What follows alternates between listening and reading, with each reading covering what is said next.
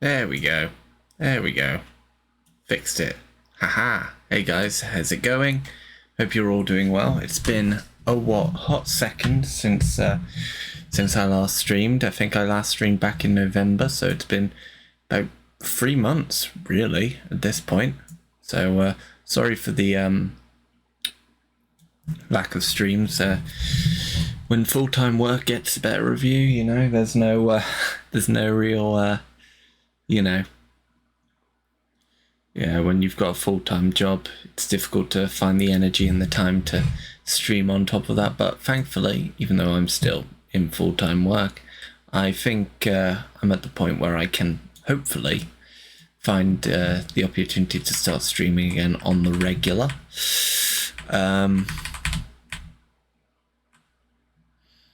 On that topic, today's stream we're going to be playing some Theatrhythm Final Bar Line. It's the latest entry in the Theatrhythm Final Fantasy series, where the Theatrhythm series, where they basically stuff a whole bunch of Final Fantasy tracks into a rhythm game and let you go wild.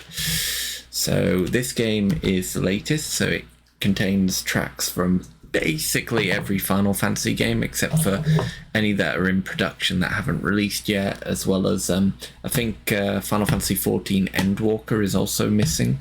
Whether they decide to release tracks from those games and that expansion as DLC in the future, who knows. I do know this game has quite a lot of DLC.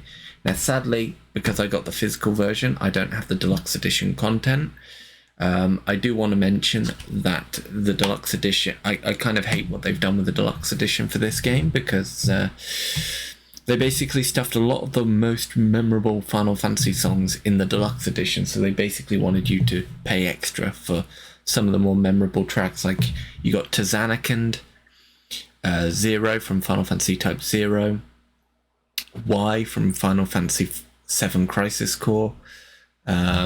What other tracks are trapped in the deluxe edition? Melodies of Life from Final Fantasy IX, Real Emotion from Final Fantasy X-2, Kiss Me Goodbye from Final Fantasy XII. Those are all trapped in the deluxe edition. I will be getting the deluxe edition upgrade when it releases, but as of this moment, because technically the release date is tomorrow, I don't think those DLCs are actually live on the PlayStation Store, so I can't actually get the deluxe edition content anyway, because I bought physical. At least I get to play a day early though, so, you know, that's something, isn't it? So we're going to dive straight in. Let me just... There we go. Let me know if I need to adjust the audio at all. Let's see, yeah. So, I have played a little bit of Final Bar Line, just while I was testing, because it's been a while since I streamed. I wanted to make sure my capture card settings were good. And I'm just going to set this. So this is a cool thing that that Final Bar Line does. It's got this really nice live info display. Hey there, Infinite Synchron. Welcome, welcome. Yeah, it should be interesting. Should be interesting indeed. So, Theatrhythm has done something really cool with this entry in the series. What they've done is basically they've set up each game like it's a like it's its narrative. Like, how would I describe it? Game volume could be a little lower. Okay, excellent. Thank you for letting me know. I'll just adjust that now. Let me know if I need to turn it up at all. Game volume is going to be very important considering this is a rhythm game. But what they've done is, so as you can see, the only games I can unlock at the moment to play through are Final Fantasy 2, 5, 7, 13, 14 and 15. Now, because I know Final Fantasy 2 is probably the least favourite Final Fantasy game from across the board, I decided to play a little bit of it just to get into the habit of things and just for a bit of practice as well as to test my capture card, since it's been a while since I last streamed. Now, when I dive in here, we'll have a little look at the way they've structured the game.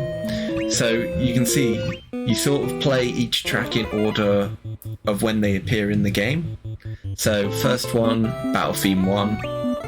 Then the next track, the Rebel Army and Town. So two themes that play roughly around the same time in the game's narrative. Then main theme, Final Fantasy 2. And then this is the track I'm on now, Dungeon. Deal 1,950 or more damage is the quest for this track. So each track has a quest to it. So you can basically you have something to achieve as well as completing the song. So let's dive straight into this. Get into the swing of things. It's a field track theme, so it's going to have some wavy lines on the track bar. The gameplay in this game is very cool. Before, the previous two entries in the Theatrhythm Final Fantasy series were both on DES and I think it was just 3DS. So they've managed to do a good job of adapting the touchscreen controls to a controller.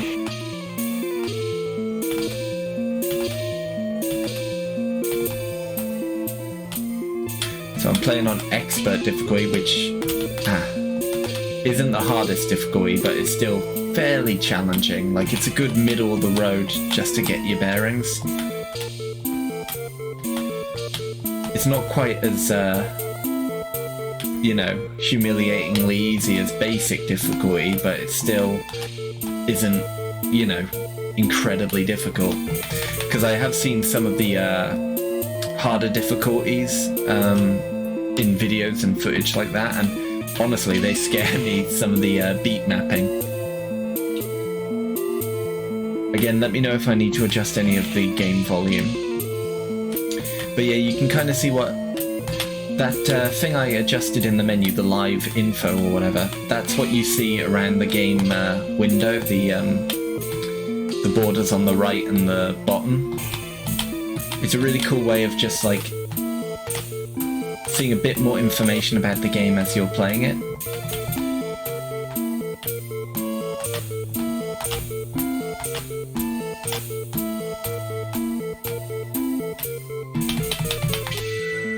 So, oh hey Olu, yes, a Kingdom stream. First time in what, 3 months?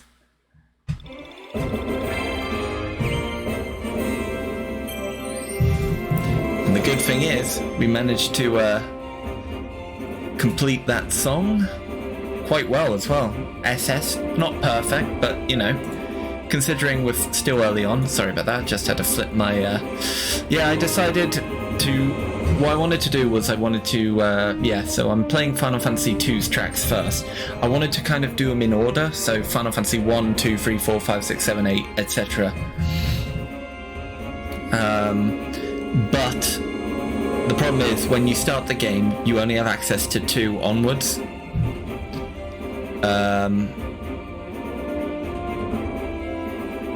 One second. So get rid of that. So you only have access to 2, 5, 7, 13, 14, and 15 from the get-go. But I know, because I watched Inogami Korone play some of this yesterday. I do know that once you beat one of the games, you unlock all the other games as unlockables. So I wanted to do 2 first, and then once we've done 2, we'll jump back and do 1 when that unlocks, and then we'll go from there. Is the input just R1 or do they change? So, yeah, good question, Infinite. So, the inputs, basically the red buttons are any button. So you can do any button. I find L1 and alternating L1 and R1 to be the easiest way to do inputs.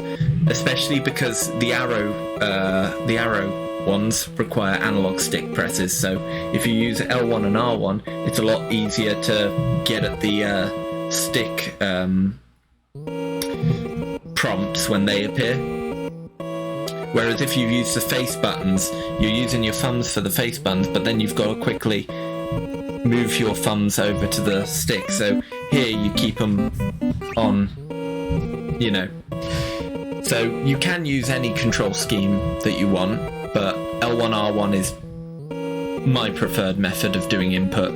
Curved lines, it's just, for the curved lines, you just direct the stick in the direction the line goes. Speaking of which, I think it's time we do the Chocobo theme.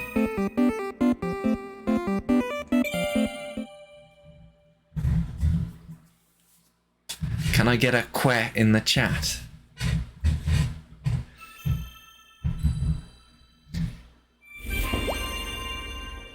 But I do like all this extra info that you get with when you select the option in the menu that displays it.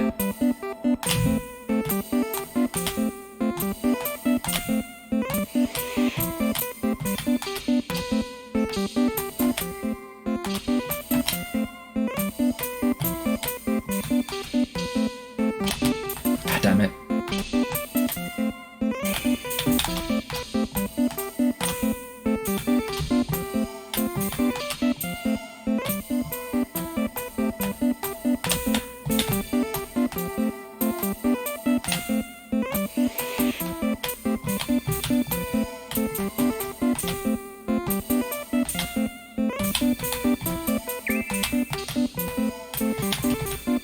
We're starting ourselves off with Final Fantasy II because it's the one I have the least emotional attachment to, which means that later on when we get to the games I am actually emotionally attached to,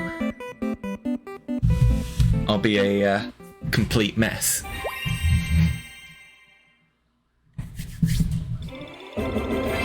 There we go.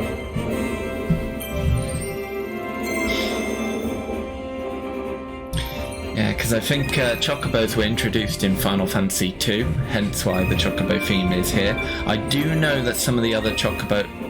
Did we just unlock a Patricia costume for the Moogle? So, yeah. So what is cool is, because I only did one of those tracks, I can go forward and do the next track in the series if I want. But I think we'll do the Imperial Army theme as well. But first, I need to have a look. Okay, Olu, yeah. This game will be a melody of memories, if you will. Olu there referring to the Kingdom Hearts Theatrhythm game, Melody of Memories, which was developed by the same developers, actually, Indie Zero. We have any other bits? Ooh, we can actually equip Shiva. So yeah, I've got all... these are the only characters I've got playable at the moment, all of them from Final Fantasy II. Makes sense. Yeah, I found that this game is definitely harder than Melody of Memory, at least from the brief bits and pieces. I did play a bit of the demo. Yeah, actually, let's go on to the hardest difficulty just to kind of prove a point here with how difficult it can be. Because I do know with Melody of Memory, I could do pretty much every track in the hardest difficulty, no problem. But here...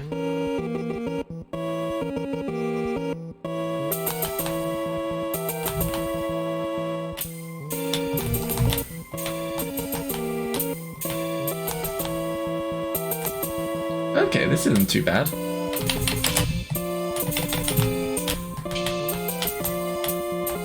I say, knowing full well that my hubris is going to get the better of me.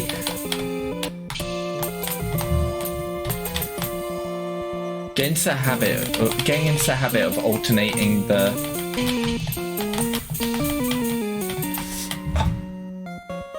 Ah, damn it.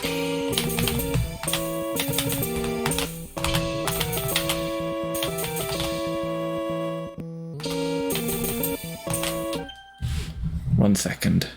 Just need to check something. Did I... Oh, yeah, that's why. Sorry. Yeah, something... I think I might have accidentally hit my keyboard because something happened on my streaming monitor, and whoops, my bad. My apologies, guys.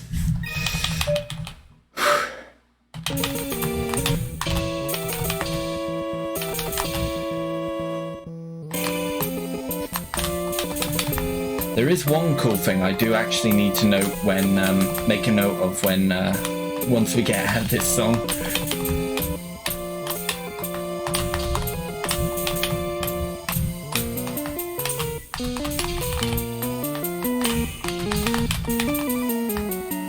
What the hell?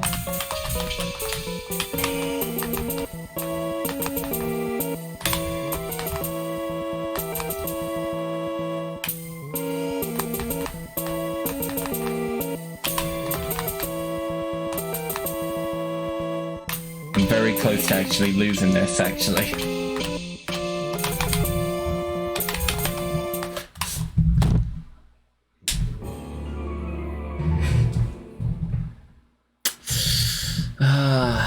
Damn. We almost reached the end of the track as well. How humiliating. We got an airship though, so... Win? But one thing I do need to note is that you'll notice during the songs there are occasions where you have diagonal prompts. Now, normally most people would think, oh, I've got to point the analog stick in that direction, but it turns out that this game doesn't actually have diagonal prompts. It's actually an illusion. You can actually press up or right on the analog stick instead, and it will count as if you were doing a diagonal, the diagonal action that you basically point it in one of the two directions that the diagonal is pointing. So if it's diagonally north-right, you can just tilt the stick north or right, and it will check it same as if you did it diagonally. You'll probably be able to tell when yeah, diagonals is a close enough prompt, basically, exactly. And knowing that does make some button presses a bit easier. Oh no, I accidentally went back into Ultimate. I don't want to go back into Ultimate. No, get me out. Get me out of here. Get me out. No. Ah. Actually, you know what? We'll try it again. We'll try it again. I think I can do it. I forgot to equip the airship, but...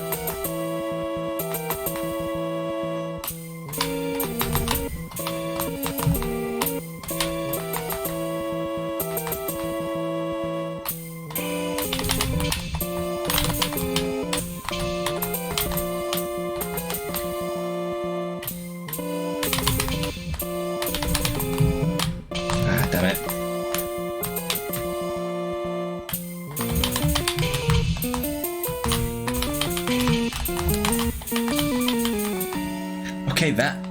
Okay, we're actually doing a bit better this time.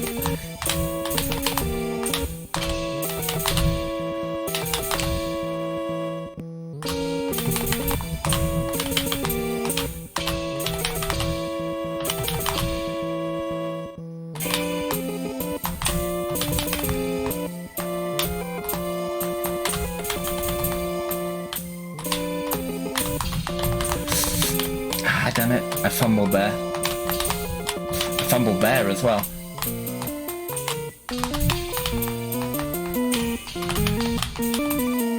This is the part that really that I'm finding really difficult, this part of the song, because it requires quite quick reflexes.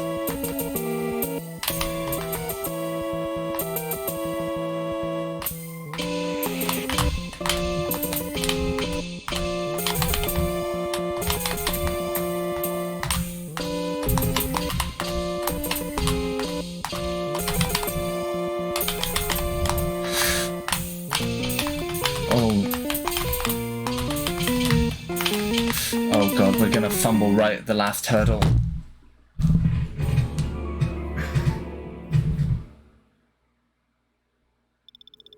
Okay. Yeah. I was so close. So close. We were on the last set of chords. Yeah.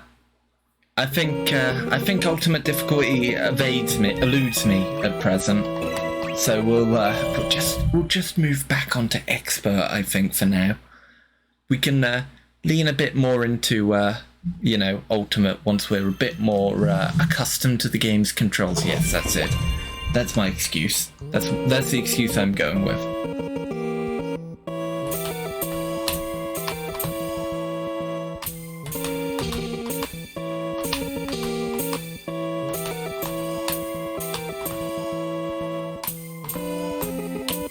How is the game audio, by the way? Do I need to turn anything up, turn anything down?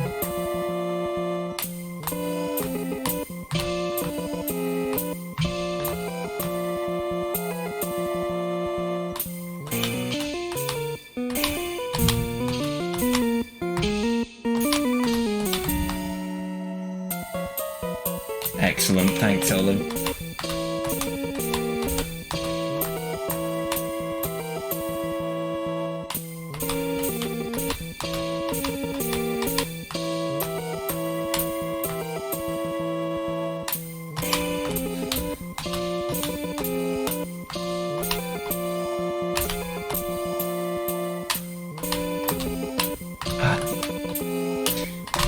I will say, I think with the field theme tracks, it's definitely the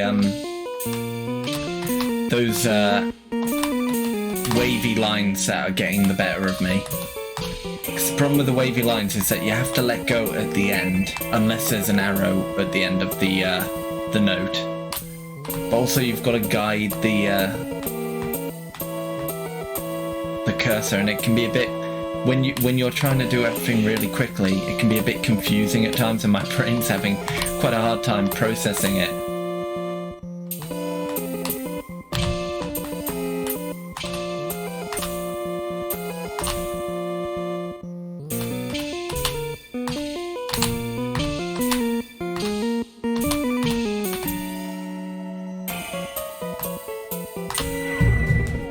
Well, we finally did it. Yeah. Exactly, Olu. That's precisely where I'm fumbling a bit. When you've got to, like, it's especially horrible when it's like one of the really short holding notes, where you've got to hold it, but only for like a little bit, like for a split second, because like you've got to kind of hold it and then know to let go and immediately go into another button press. As you can probably understand, my brain doesn't go a mile a minute like some of these rhythm game experts can.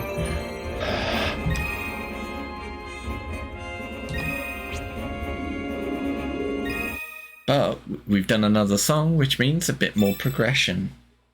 I think we're almost near the end of the Final Fantasy II tracks now, though, because we've cleared 7 stages out of 11. There aren't many tracks for Final Fantasy II, which kind of makes sense. Did I say Final Fantasy 11? No, I said there were 11 stages. Yeah, okay. Sorry, I'm starting. It's been a long day at work. Yeah. Right, let's go into Battle Theme A, not to be confused with Battle Theme 1.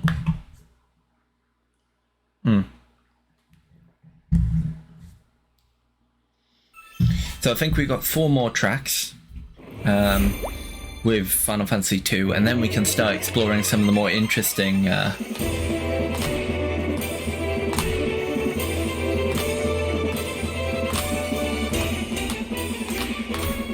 This track sounds way too bombastic to be an NES track. Was this game released on the Famicom disk drive at all? I'm wondering if this is like the Famicom disk drive version of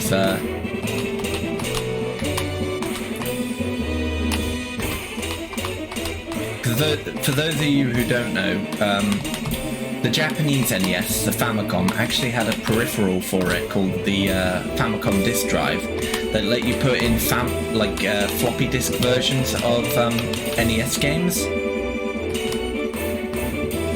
Like Super Mario Bros. The Lost Levels was one, and I think The Legend of Zelda was one as well. And it was basically the same as the regular NES version of the game, except it had better like audio capabilities. So the tracks were like 32-bit instead of 16-bit instead of 8-bit. And I'm wondering if that's the case here, and that's why this track is so, you know, bombastic.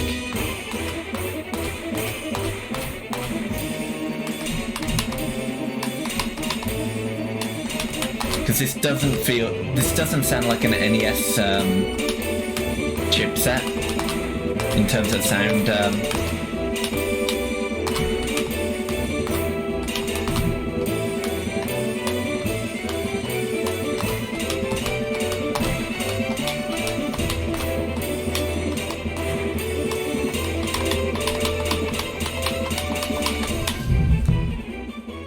We did it.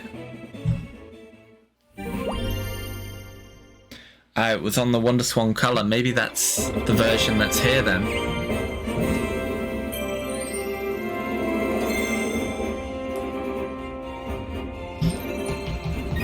I always like to be honest with you, I'm just looking for any excuse to talk about obscure video game trivia. Oh, that's a point. It might be a Game Boy Advance version. I think there was also a PSP port, wasn't there, of 2? So it might be the PSP port then, maybe. There's a PS1 port as well, I think. There's many ports of these games, actually, now that I think about it, so it's probably one of them. Oh, we're moving on to Tower of the Magi. Right, I think... so the quest for this one is clear with Minwoo in our party, so we might actually need to swap our party out a bit. Sorry if I'm messing with my glasses. They're, yeah.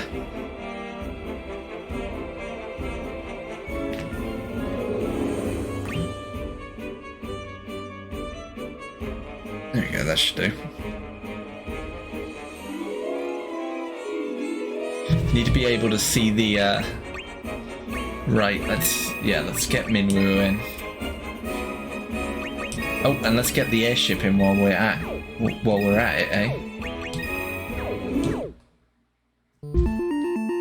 Party switching theme. FF6 save the Espers. Is it save the Espers?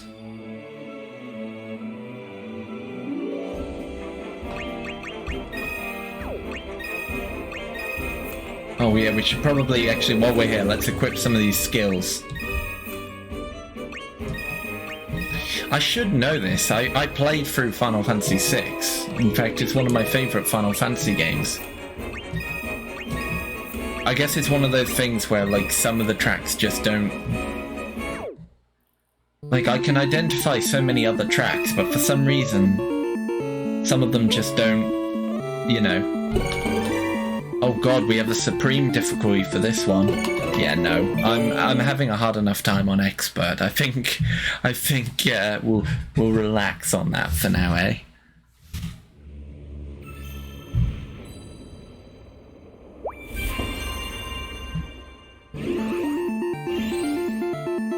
Yeah.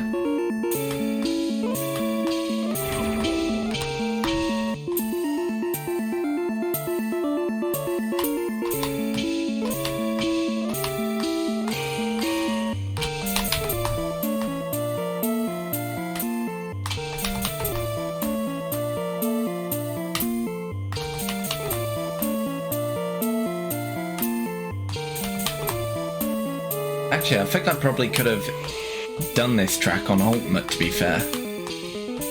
Seems a bit more relaxing. It doesn't feel that stressful, does it?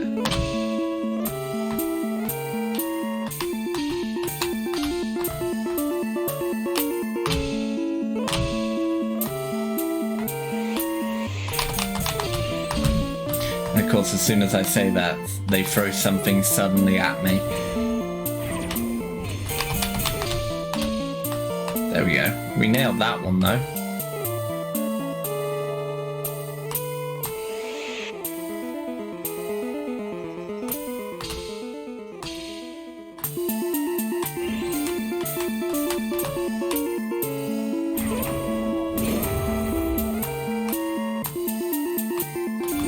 Once we finish the Final Fantasy II tracks, we'll have a look at the expanded selection of games and stuff that we can play through. I'm making minor rookie mistakes, aren't I?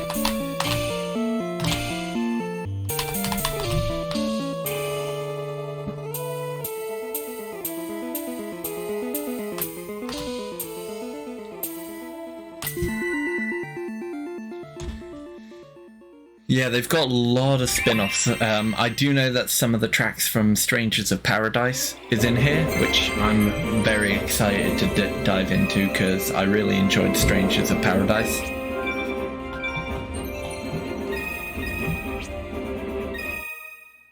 I don't know how many tracks from Strangers of Paradise are in it, but I know Jack's theme and Chaos Advent are in it. Oh, we're on to Battle Theme 2. Now, defeat the boss within 20 seconds. Okay. Let's give it a go, eh?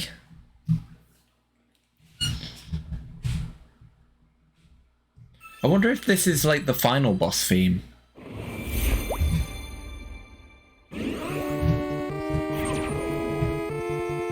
Surely not, because this seems like...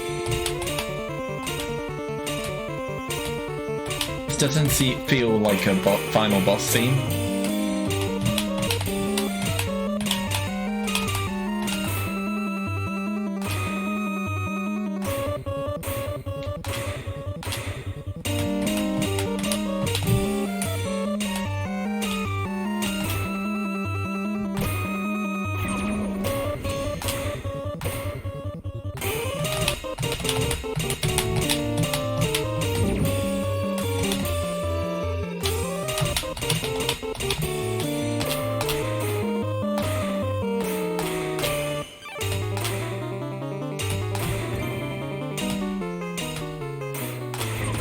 Ah, damn it.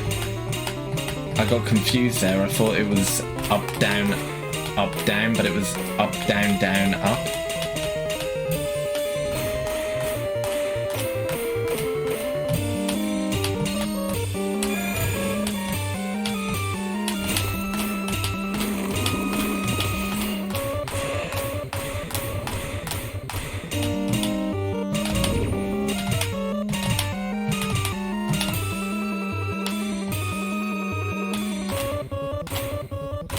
I do find it odd that Battle Theme 2 plays after Battle Theme A. Because I feel like Battle Theme A is more of a boss theme than Battle Theme 2. But I also think having a game having a Battle Theme 1 and 2 as well as a Battle Theme A is a bit odd. Like, stick to one naming convention, seriously.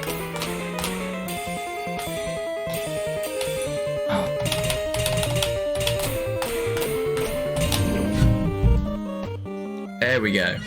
We did it. Easy, I say as I fumbled the bag like 3 or 4 times in the in the song.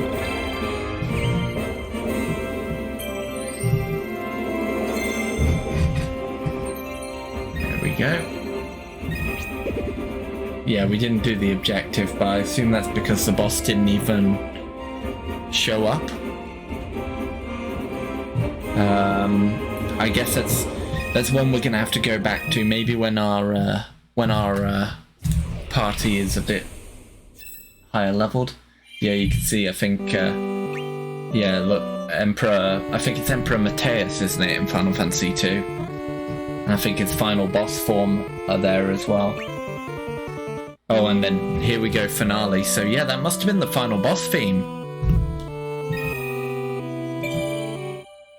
Let's finish Final Fantasy II, eh?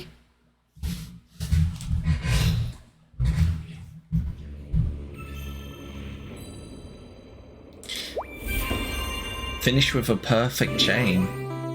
Okay. I will say, I find it interesting that Final Fantasy II mostly consisted of these field themes rather than battle theme stages.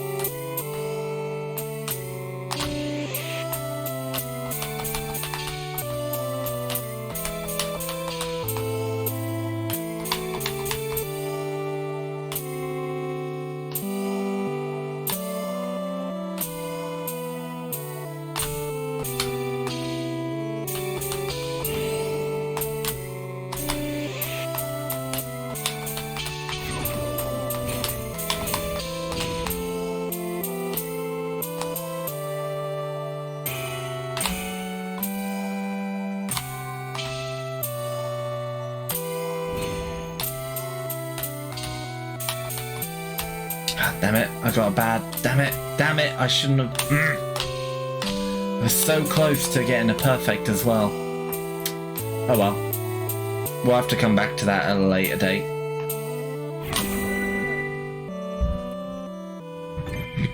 We go from killing the Emperor to fighting Behemoth, yeah.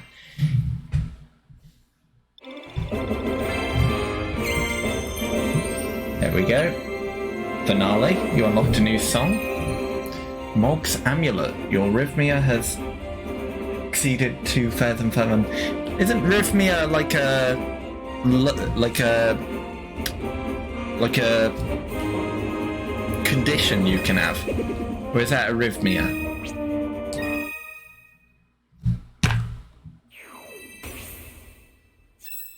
Oh. Title cleared. There we go. Oh, and we unlocked the Rebel Army as like a video track. And we unlocked the Emperor as a playable character. Cleared first series quest title, In Pursuit of Harmony. Play along with the music while watching classic scenes in the background. Gameplay is largely the same as in battle music stages. Okay, so we cleared Final Fantasy II. Now what? Do we go to Final Fantasy 1, 3, 4, 5, 6, 7, 8? Oh wait, no, that's 7 series. Oh, cool. So you got the Final Fantasy 7 cast, then you got Advent Children and Crisis Core cast. You've got Final Fantasy 7 Remake. There are no characters to unlock from this title. Final Fantasy 8. Final Fantasy 9, 10, 10-2, 11, 12, 13, 13 series, sorry, 14. Ah yes, my favourite characters from the critically acclaimed MMORPG Final Fantasy XIV, Y'shtola. Y'shtola again. Surely you guys can have, you know, given Alizé some time to shine, or Astinian, or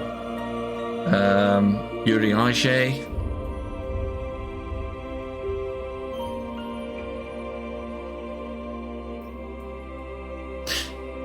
Did you know that Final Fantasy XIV is free until level 60, including the critically acclaimed expansion pack Heaven's Ward?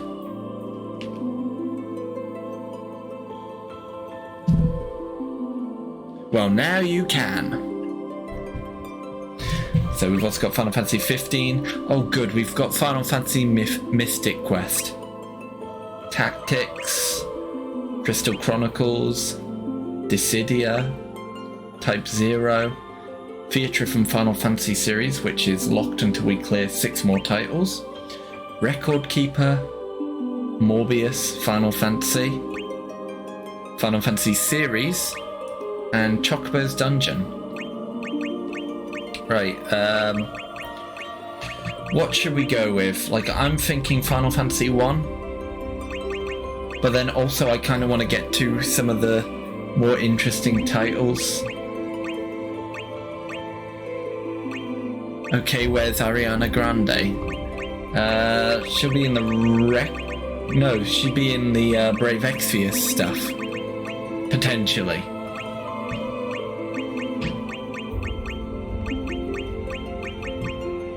Yeah, let's dive into Final Fantasy 1, why not? We got Warrior of Light and Princess Sarah. Now, I'm not doing this because unlocking Garland at the end is probably the closest we're going to get to being able to play as Jack, but...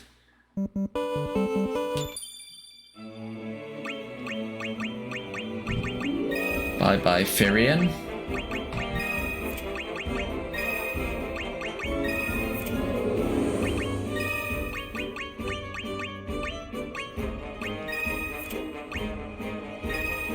I'm rejigging the entire party. Let's bring Firion back, actually. Yeah, there we go. We're here to kill chaos. Let's go main theme. But not the main theme of Final Fantasy, but the main theme of Final Fantasy 1.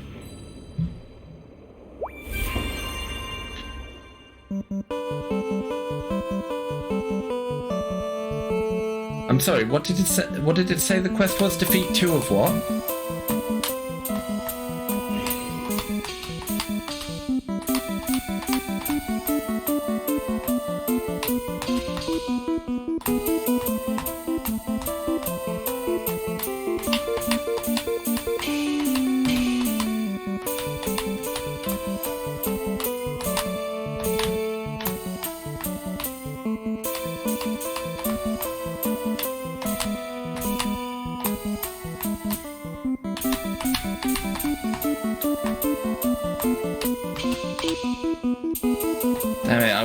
I wish you called it Olu, because it was going to be a setup for a D's Nuts joke.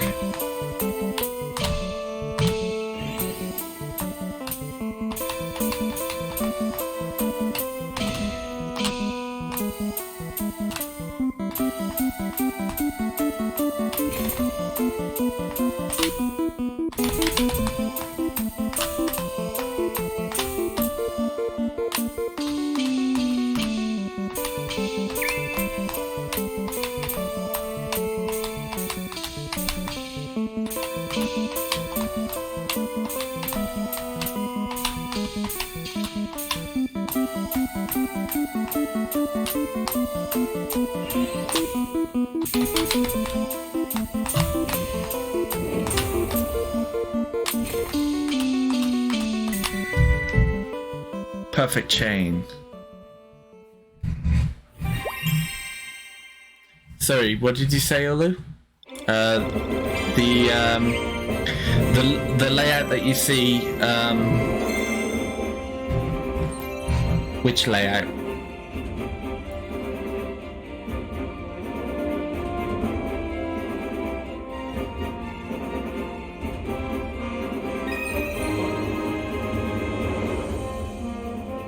All the purple stuff, that's my stuff that I've had for yonks. Stuff I made myself.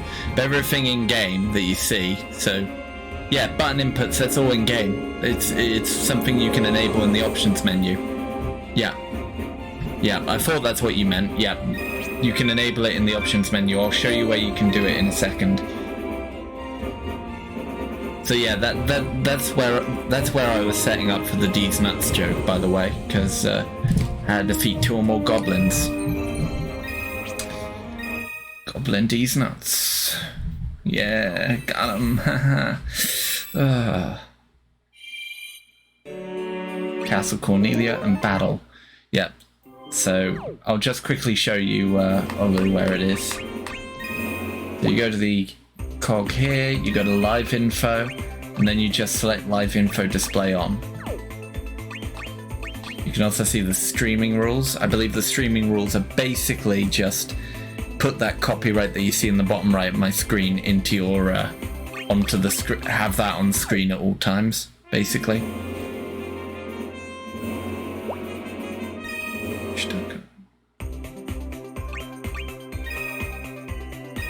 I did get it right, yeah? I did, because I had typed that out. Yoshitaka Amano, logo illustration, developed by Indie Zero, Square Enix Co. Yeah. You may use official monetization functions available through video sharing sites.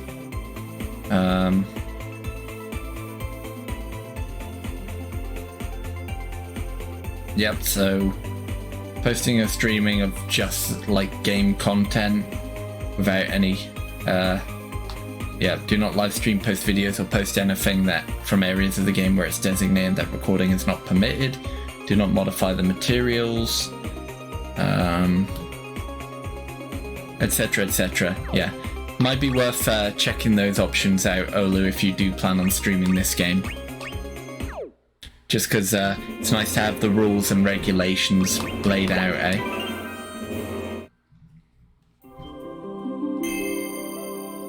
Anyway, let's dive back into Final Fantasy 1, eh? Alright, let's do this one. Castle Cornelia. I gotta say, Princess Sarah's, like, cat face is, you know...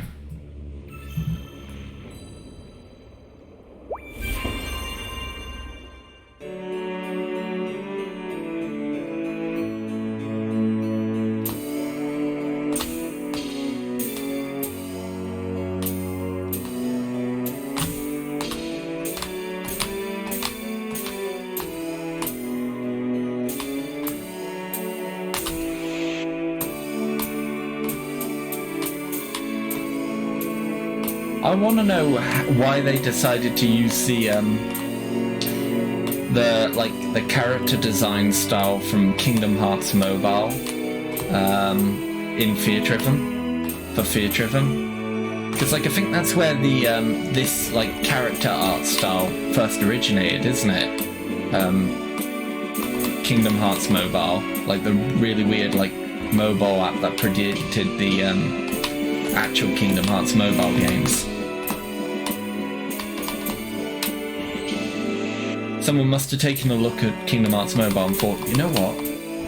Let's use these character designs for our Final Fantasy rhythm game.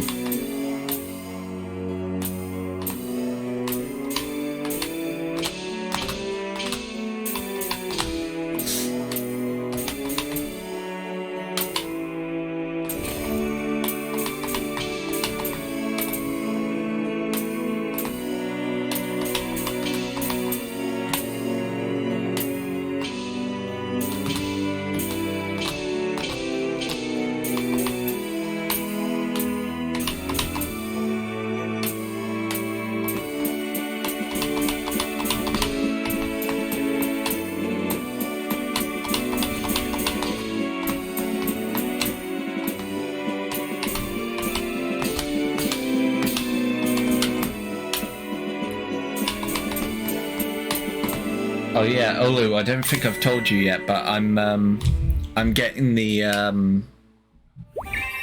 PlayStation VR 2 when it releases. So I'm possibly going to be doing some streams using that, which is going to be interesting to see, because nothing's greater than a fool without a VR headset than a fool with a VR headset. Also,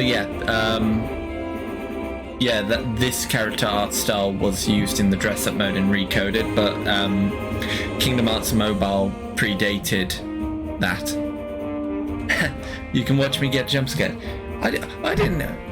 Now, I'm sure you think that I'm going to be playing Resident Evil 8 with the VR headset, but no. I'm going to be playing Gran Turismo 7 with the VR headset, which is going to be...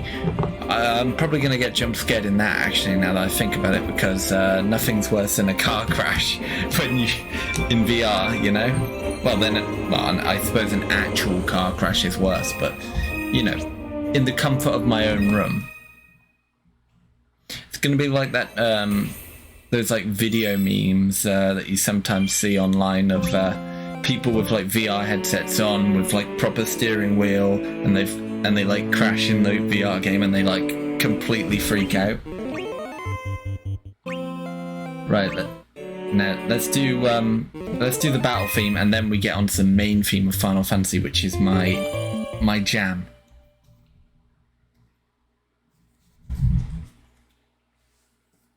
Why? Oh, sorry, my eyes are playing up today. I think it's because I've been staring at a screen non-stop at work.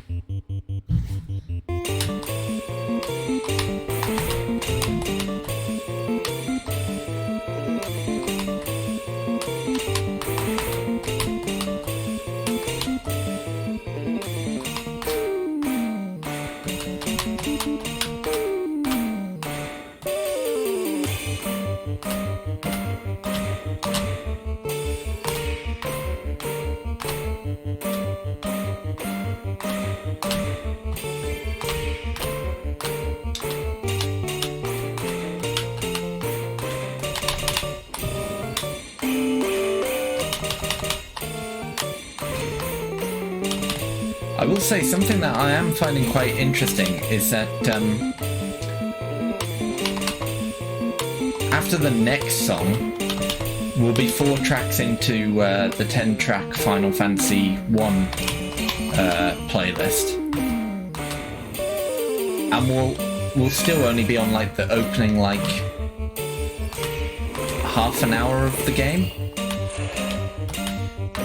Because the next track after this one is the opening theme, which plays after you beat the first dungeon and you leave the first continent. I mean, if you can call the areas in Final Fantasy 1 continents. Islands is probably more applicable. But I guess it makes sense because they do reuse a lot of songs over the entire course of the game. But it's just kind of funny how, you know, how like 4 of the 10 tracks just play in the first, you know, 10th of the game.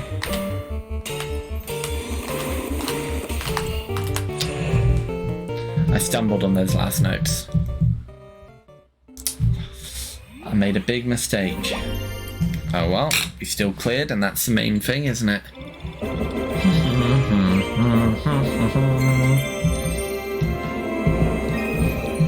Oh, that's a good mug of tea. But yeah, I don't know if I showed you this, Olu, but this is my new mug. It's Disney's Hercules inspired travel mug. It's shaped like the Herculade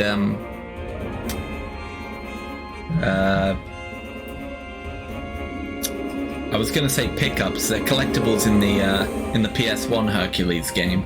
They're the health pickups, but in the Hercules movie, they were like you know when you go to a I don't know how to describe it, like a collectible mug or something. Either way, pretty cool, if I do say so myself.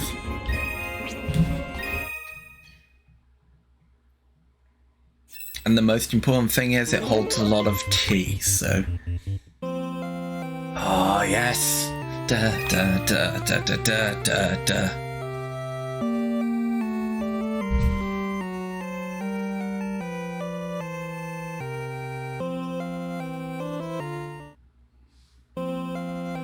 Oh, we're getting into the good tracks now, guys. The good peak Final Fantasy.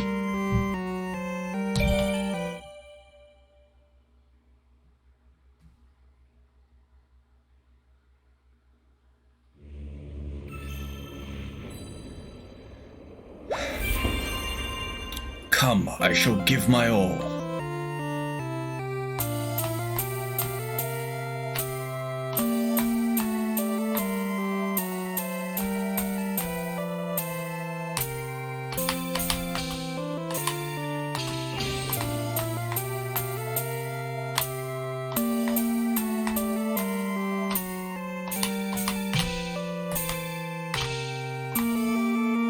Do do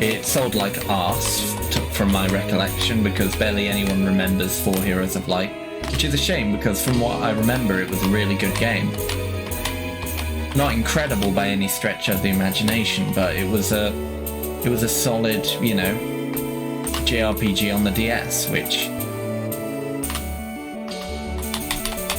Okay, they were a dime a dozen on the DS, but it was a good one all the same.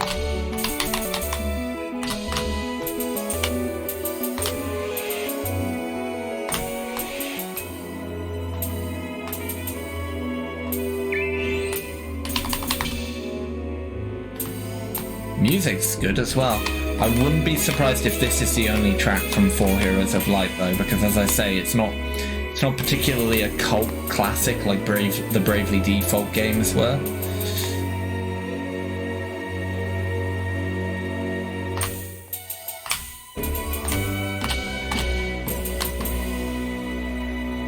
Again, not to say that it's bad or anything, because it is a good game, but it's, yeah, it's one of those ones that sort of fell between the cracks of other Final Fantasy releases. It's one of the more forgettable ones. Played first Final Fantasy series song. Nice. Yeah, that explains a lot. That basically proves my point there, what you've just said, Olu. Oh god, we do actually have an extra track. Nice.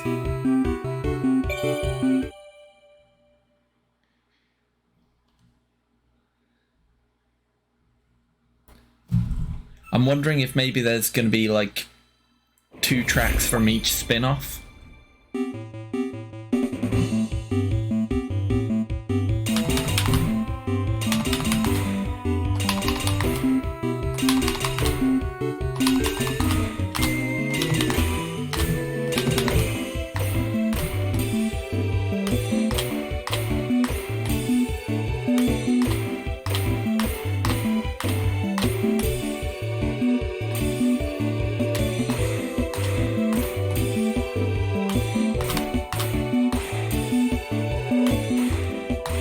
I will say, this music reminds me a bit of some of the, like, tracks in Final Fantasy VII Remake. You know, like, I think it's like the weird synthesizer in the background. It's got, like, that weird, like, almost, like, bubbly instrumentation to it that...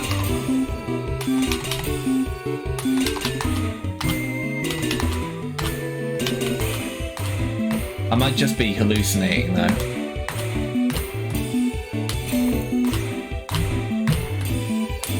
But it reminds me of like the prelude that plays when you're in like weird like prelude remix in Final Fantasy VII Remake, you know, when you go to one of the shops.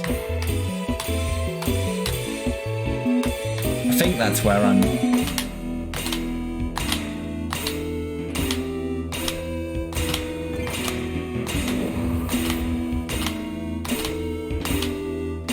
I could just be talking out my arse, though.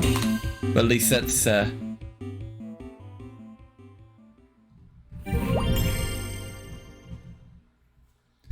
we go. Another perfect chain. A lot of the quests we're going to probably be failing on our first run, because a lot of them are going to be a bit...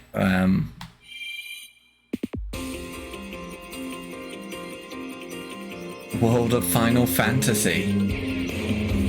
World of the Final Fantasy. World of the Battle. World of Final Fantasy is a good game, but man, that one NPC like companion that basically just adds the into almost every other word. He was really the annoying. Did you ever play World of Final Fantasy, Olu?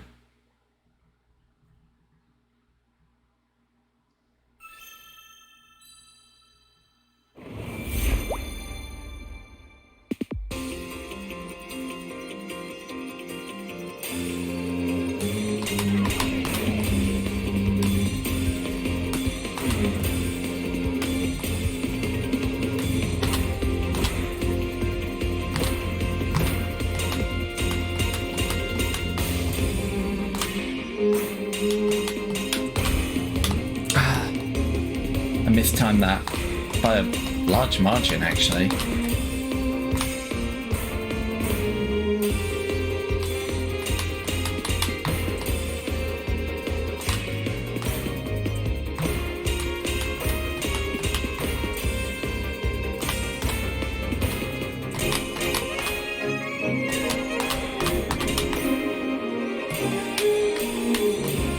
I think that's what we'll do. What we'll do is we'll play through the main games like in order, but we'll every now and then we'll dive into the spin-offs and stuff just to liven, change things up a bit. Well, the Final Fantasy is all right. Like, I enjoyed it.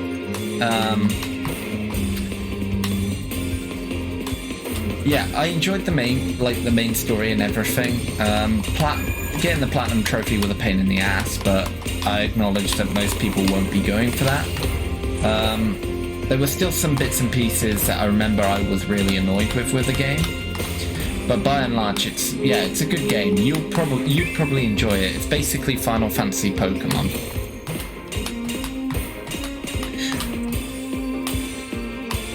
Maybe it'd be more appropriate to say Final Fantasy Digimon, because they had like a Digivolution style of evolution to it.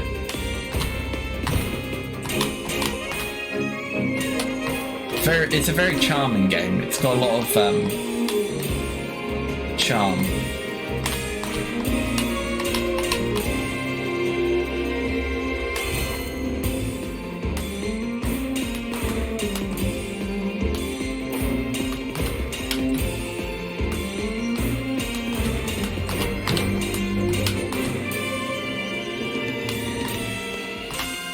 There we go.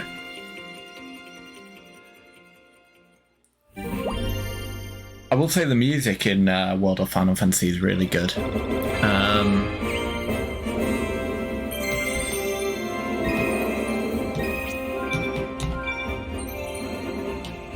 Yeah, and there's the characters you the summons were all cool as well, because I know for a very, very limited time they had Sora as a DLC character in World of Final Fantasy. So you could get like a small chibi Sora as a summon.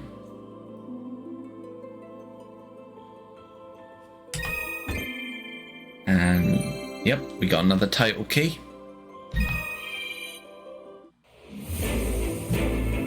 Here we go, guys. You put it in front of me. It's time to kill chaos. Yeah, too bad the DLC's delisted now, yeah.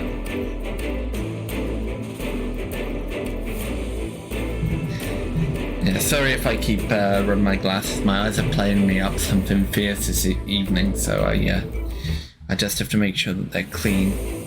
As clear as possible. I hate cleaning these glasses. It's a pain in the arse. Last time I get them glasses with like very thin lenses.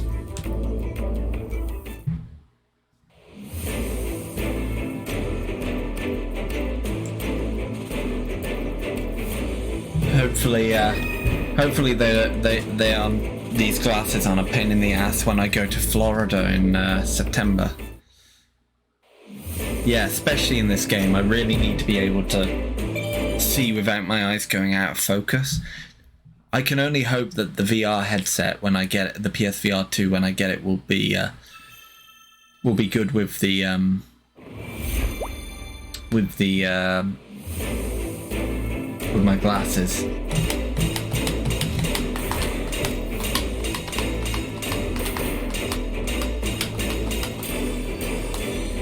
Oh, they've got the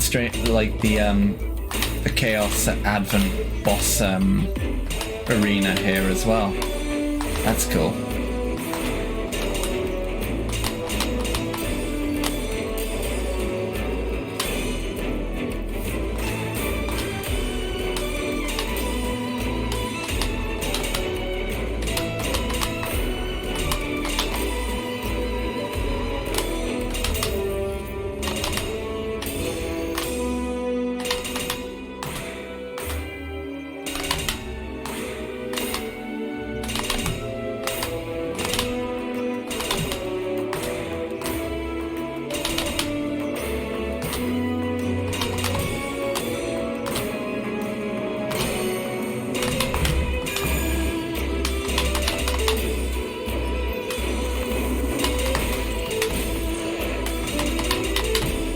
Oh, Olu, were you here when I was complaining about the deluxe edition of Theatrhythm Barline? The deluxe edition of the game has like 23 of the most memorable Final Fantasy tracks locked away in it. Like, so you have to pay an extra, you know, 20-30 pounds or dollars to access Tazanakand, Zero from Final Fantasy Type 0, Real Emotion from Final Fantasy X-2, Kiss Me Goodbye from Final Fantasy 12, Y from Crisis Core, Melodies of Life from Final Fantasy 9. Just like, you know, iconic Final Fantasy songs. Just a lot of end credit songs, actually, now that I think about it. Oh, damn it, I missed that.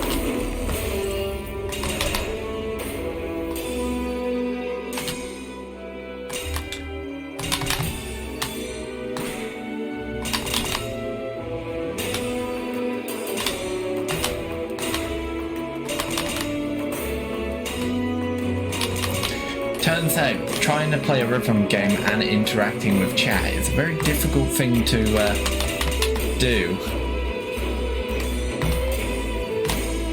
The fact that I'm able to just talk and still manage to concentrate is a feat in and of itself. Well, I suppose these are just skills you naturally get when you work in a call centre for 7-8 hours a day.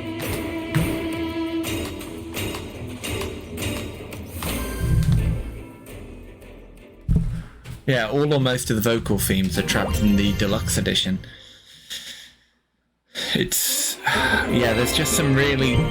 like, a good portion of the... like, some of the tracks I agree with being in the deluxe edition as, like, bonus extras. Like, some of the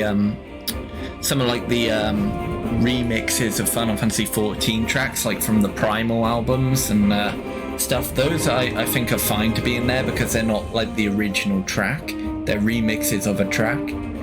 Same with some of the Black Mage's remixes of some of the classic Final Fantasy tracks. Those I agree with being in the deluxe edition as like a bonus, but not like main, like iconic themes, you know?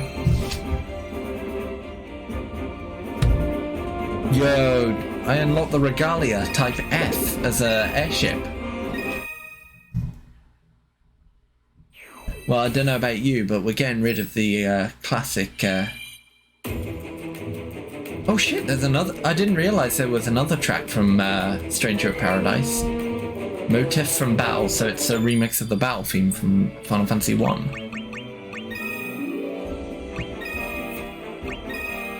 Ooh, and let's get another mate. You know what, let's get Phoenix in.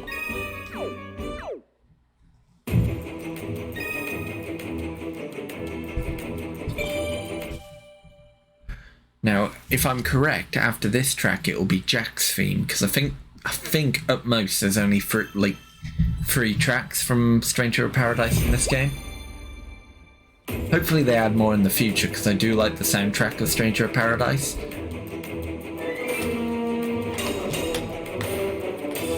Well, it isn't two for this game, because I know Jack's theme is one of the tracks, and that hasn't popped up yet.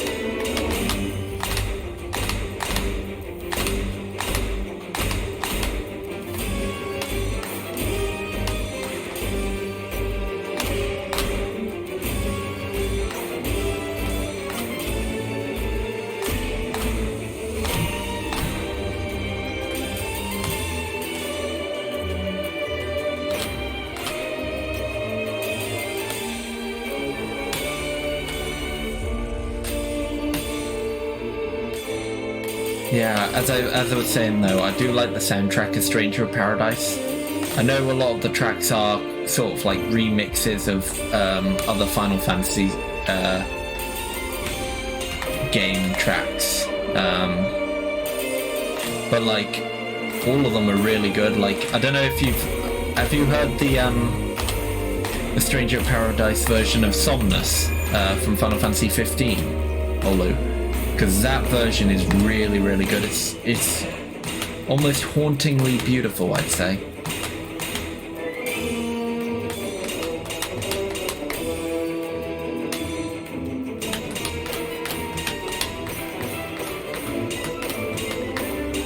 To be fair, the Final Fantasy 15 inspired stage, Insomnia Castle in Stranger of Paradise, is probably my favourite location in the game to begin with, so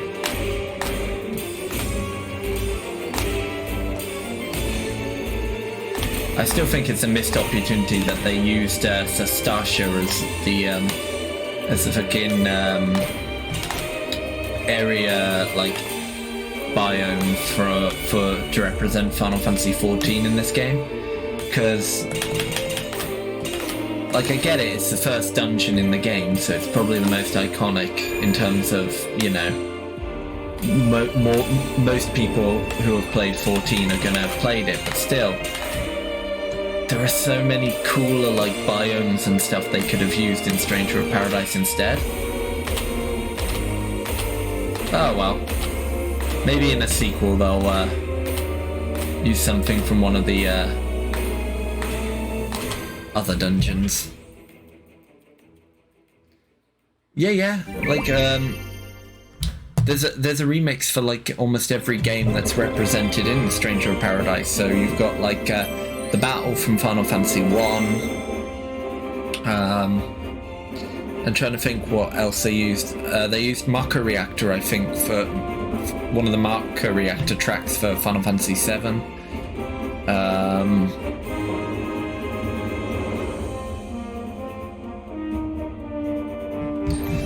There's a remix. Each level in Stranger Paradise has at least like one or two remixes for themed around the stage that you're playing. So if I'm correct, this next track should be Jack's theme, right?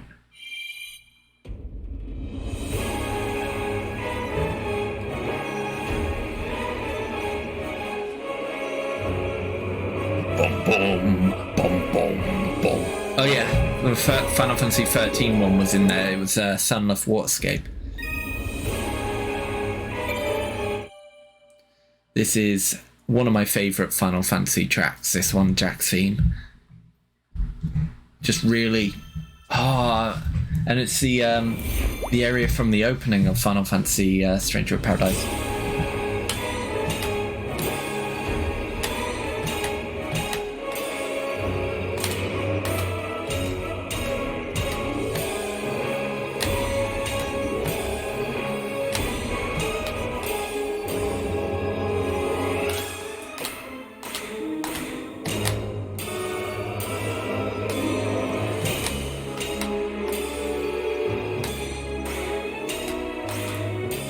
This music, yes.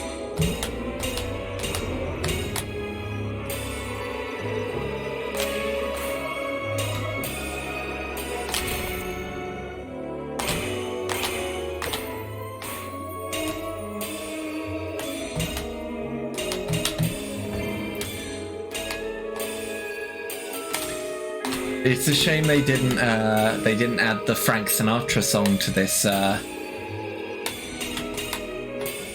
rhythm game though. If the next track we play isn't Frank Sinatra's "My Way," known for being the end credit song for Stranger of Paradise, I think it's a missed opportunity to, you know. I still can't believe they used a Frank Sinatra song as like the end credits music to this game.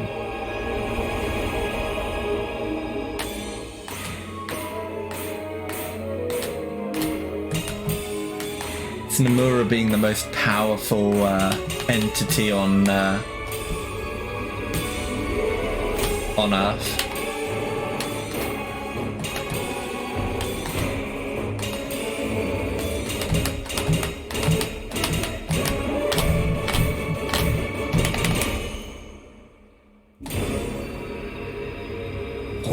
The way this track ends is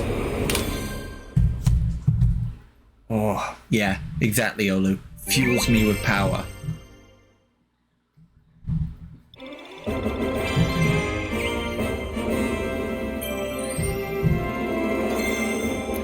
Actually, now that I think about it, let's bring the chat box up for a bit. Noctis illustration. Yes, we got a memory collector card of Strangers of Paradise. Who was the composer for SOP? Good question. Let me have a look. Stranger of Paradise. Final Fantasy Origin. What the hell is Bra Bra Final Fantasy? Maybe it's a special album? I guess Bra Bra is like a Bras de Bravo. I guess it's like a special album, maybe? That they released? Because like there's hundreds of the bloody things, aren't there? What's the other track? Moogle's theme, also from Bra Bra. Bruh. Let's have a look. So, the soundtrack of Final Fantasy Stranger of Paradise. Here we go. Main composer Naoshi Mizuta.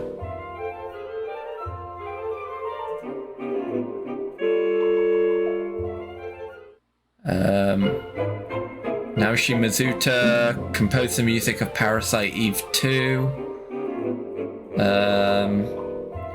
Final Fantasy 11. He did most of Final Fantasy 11. Oh, he actually did the 4 Heroes of Light as well. The more you know.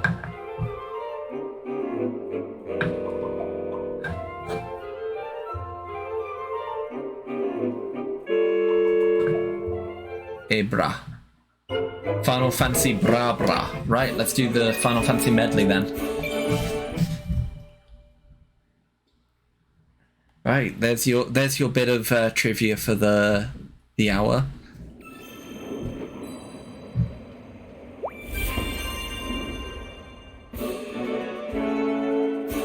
I'm expecting this Final Fantasy medley to be pretty cool. It definitely sounds like a studio album sort of track. It's probably a special brass related album.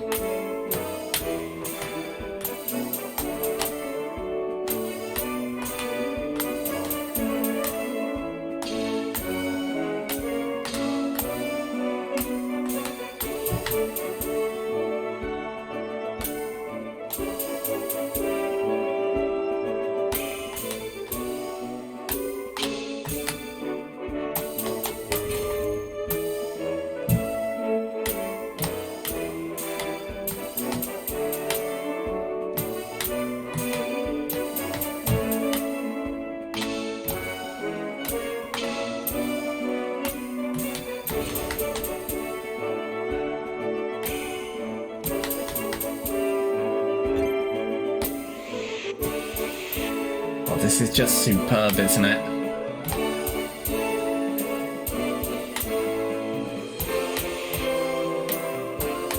I can't identify any of the tracks that are being performed in this medley, but very peaceful, very nice.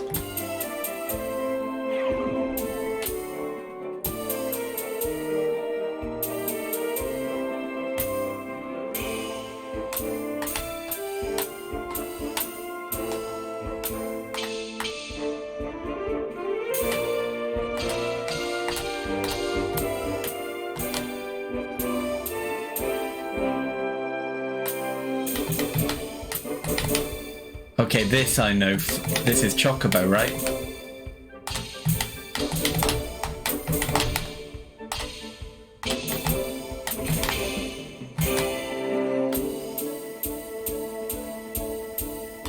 I think it's Chocobo, isn't it? Was it?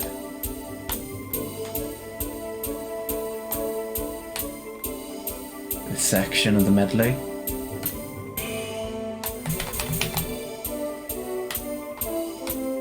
Or maybe not.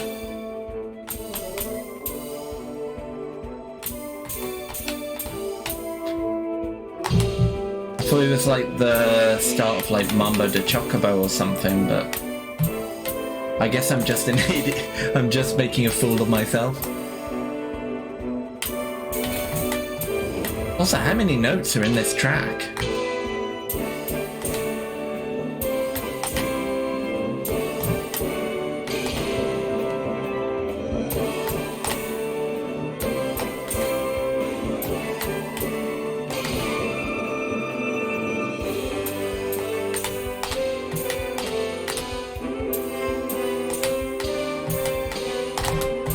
Damn it. Oh, stumbling over myself.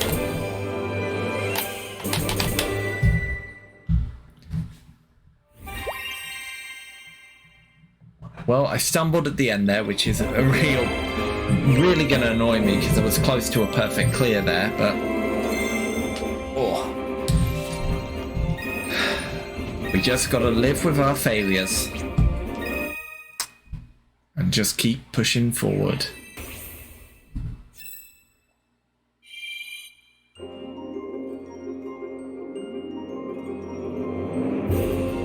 Bra Bra Battle at the Big Bridge. Bra Bra Mambo de Chocobo. Let's go back and do the Moogles theme. Why not? And the quest for this one will be a lot easier because it's just clear the track on Expert by the looks of it.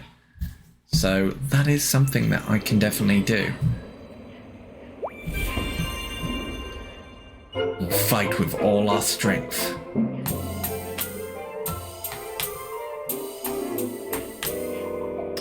Oh, this is such a whimsical track, isn't it? What game were Moogles introduced in? It was Final Fantasy III, wasn't it? Was it Final Fantasy II? No, I think it was 3. The question is this going to be a Moogle theme from Final Fantasy III, or is it going to be a Moogle theme from... Because I know Mog had a theme in Final Fantasy VI, the Moogle party member.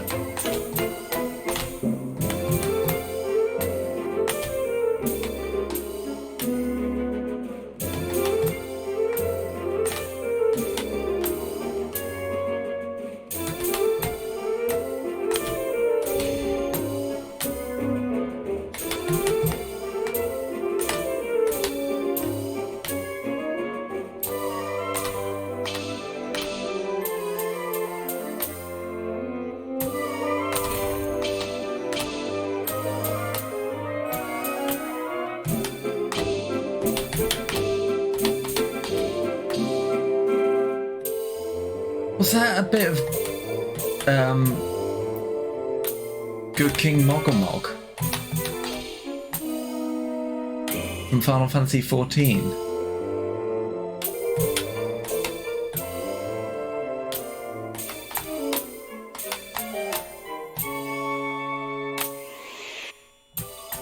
Speaking of which, I'm fairly certain Good King Mogomog, I think it's the 13th or the 14th, is in the Final Fantasy XIV tracks in this game. So that's going to be a fresh hell when we get to it. Yeah, this is Good King Mogomog.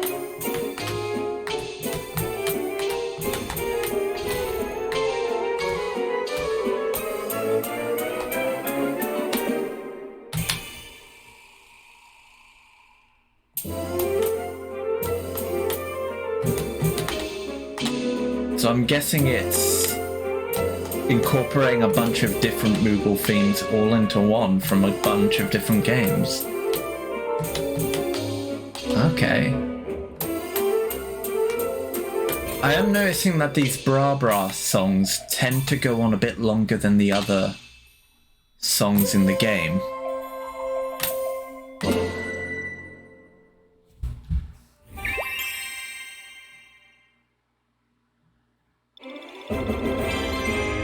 We got a perfect chain though, so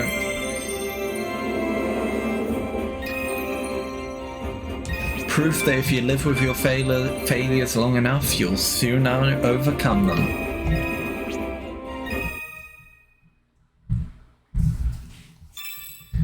Alright, let's move on to the next one. Yeah, I guess... I think you might be right there, Olu. I guess because it's not made with a game loop in mind. Yeah. Battle of the Big Bridge or Mumbo de Chocobo? Let's go with Battle of the Big Bridge. We can cool off with Mumbo de Chocobo, can't we?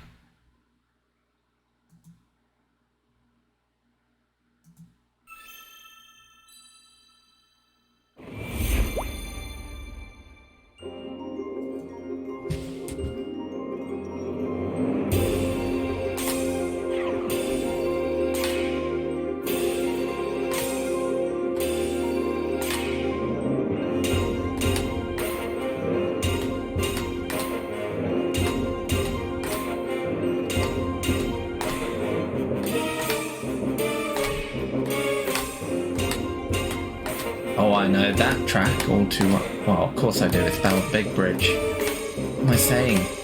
I'm just saying random shit to fill the void now.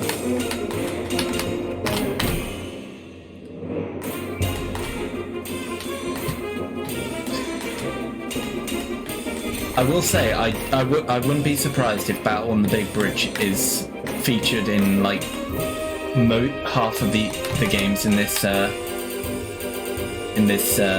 Theatrhythm game, because there's a version of it from Final Fantasy XIV. It first appeared in Final Fantasy V, so we're definitely going to see that in the Final Fantasy V track list.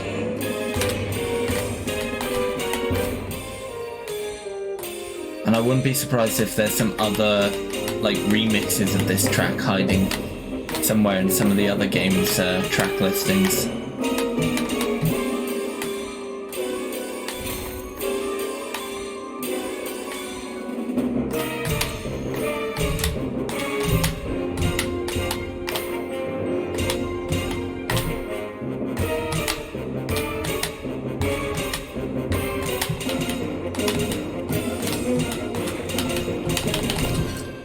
Whew. Well, that was actually a bit of a shorter one, wasn't it? Yeah, gotta fight Gilgamesh to warm up for the Chocobo. That's a good point, they might have the 15 one as well.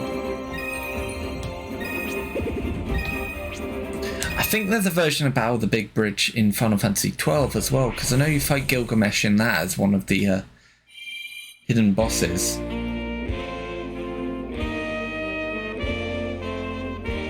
Oh, that's going to be the final track in this playlist. So let's do Mumbo de Chocobo and then we do Final Fantasy main theme.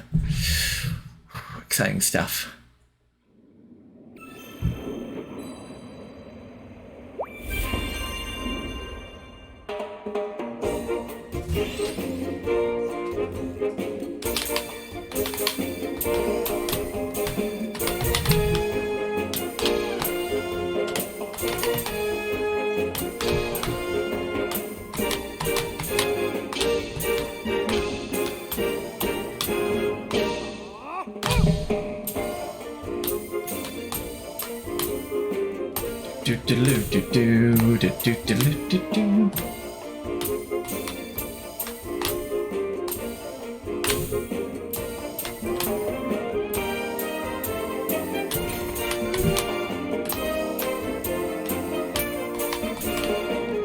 Is it just me, or is track a bit faster than normal?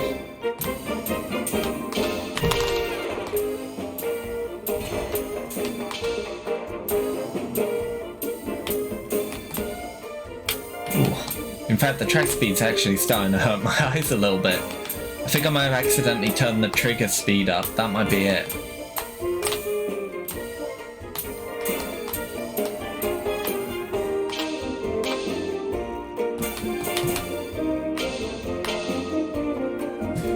Maybe if I sit a bit further back, it might help me focus a bit more.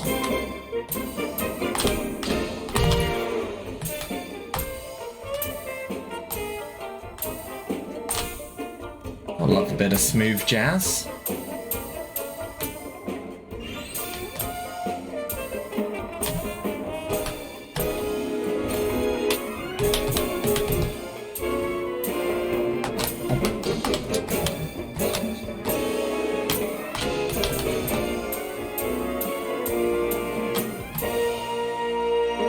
Made some foolish mistakes there.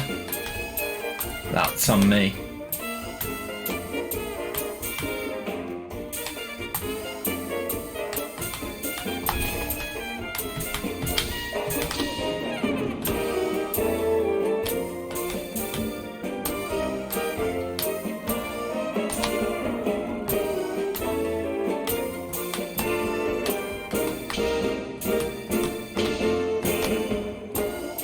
I will say, I was shocked that this game was so highly reviewed. Not because it isn't good or anything, because it's bloody fantastic, but it's not the kind of game that reviewers tend to review highly. Because, like, it's not a AAA game, but it's getting, you know, I think it's still got, like, a 90 on Metacritic for the PS4 version. Which is insane for a rhythm game. Usually they get, you know, the top benchmark is like 80 or 82, because I think that's roughly where the other two Theatrhythm Final Fantasy games scored.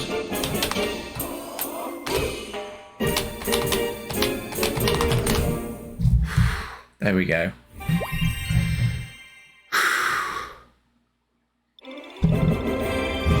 Yeah, I need to check the options because I'm 90% certain that I accidentally turned the trigger speed up way too much by accident. I must have like nudged it when I was selecting the song.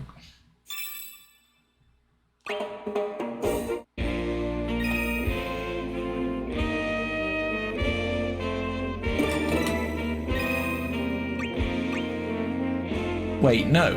Was it glitched then? Because look, trigger speed is set to 1.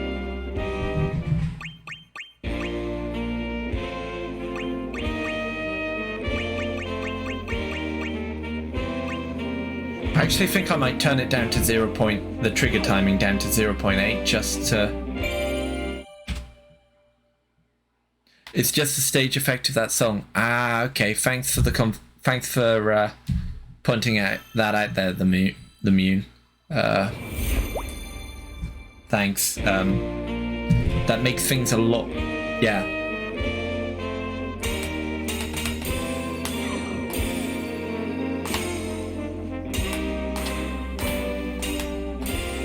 Yeah, but I'm turning down the trigger speed down to about 0.8 just because it's starting to mess with my eyes a bit.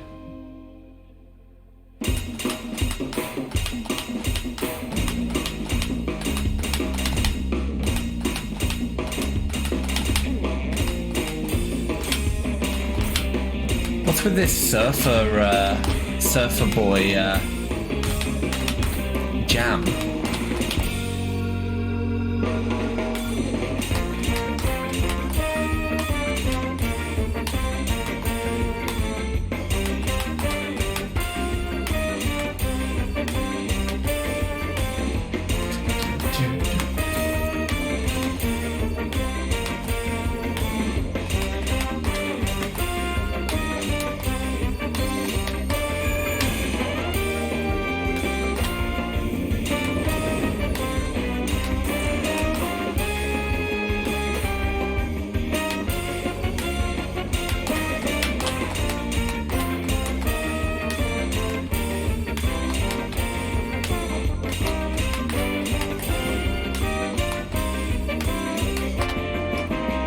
I didn't even hold that down there.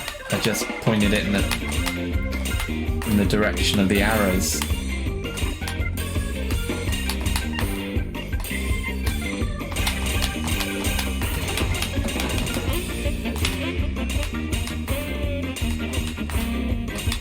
And this is a medley.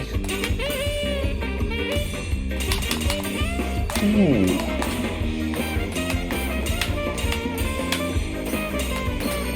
I'm liking this version of the song.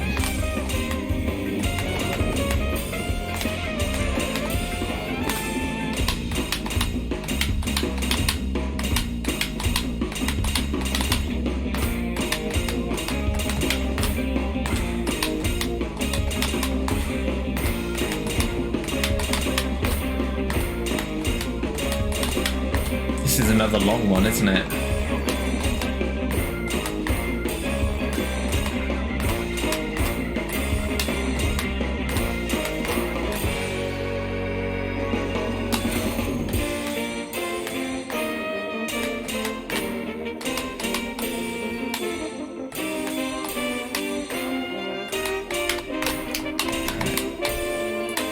Making very rookie mistakes here.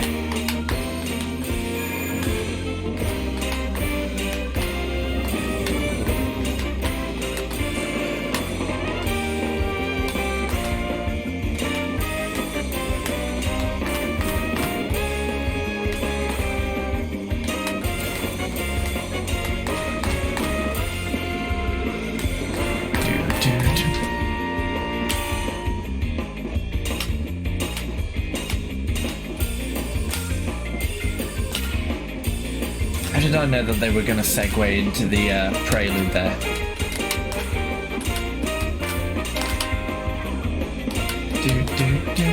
Oh, now we're on to the victory theme.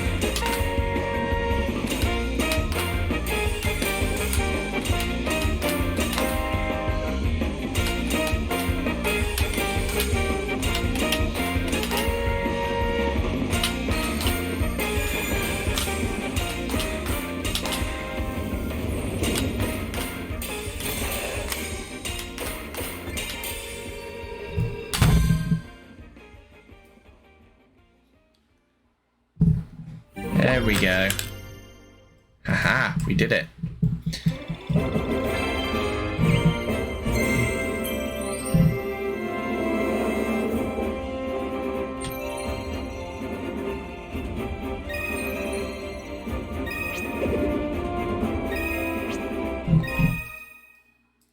And now on to the next. This should be the series complete, yeah? Title clear? Title cleared. You didn't unlock any characters or anything, which is a shame. It would be nice if there were like it would have been quite nice if there were some you know, some hidden characters or something hiding in the ether.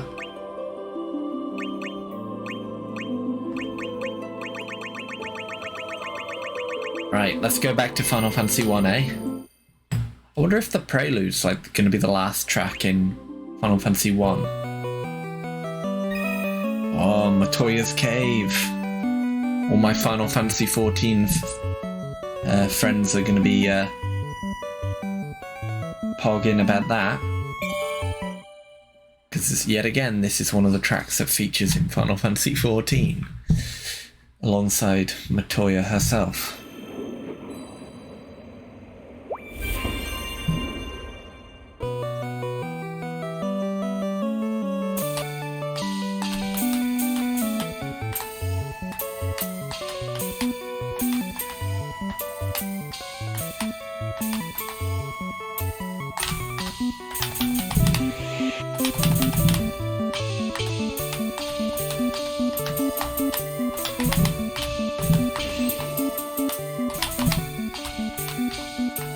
Oh, this...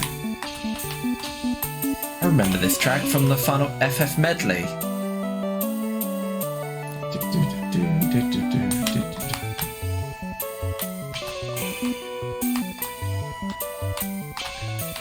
I do like Matoya's theme. It's one of my favourites from Final Fantasy 1. A lot of people, you know, look down on Final Fantasy 1 for having a fairly basic soundtrack because of, you know, the chiptuniness of it. But honestly, it's still a really memorable OST.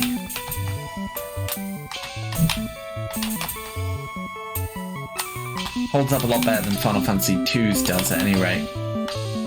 Well, that might just be my bias, because I've actually played through Final Fantasy 1, whereas I haven't with 2.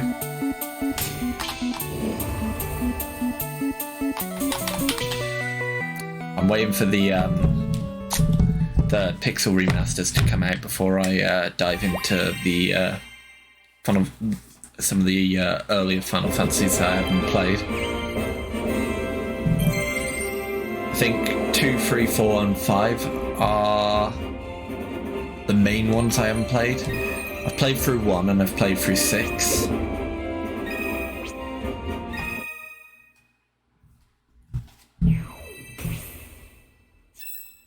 Right, let's press onwards. Oh, minibus battle.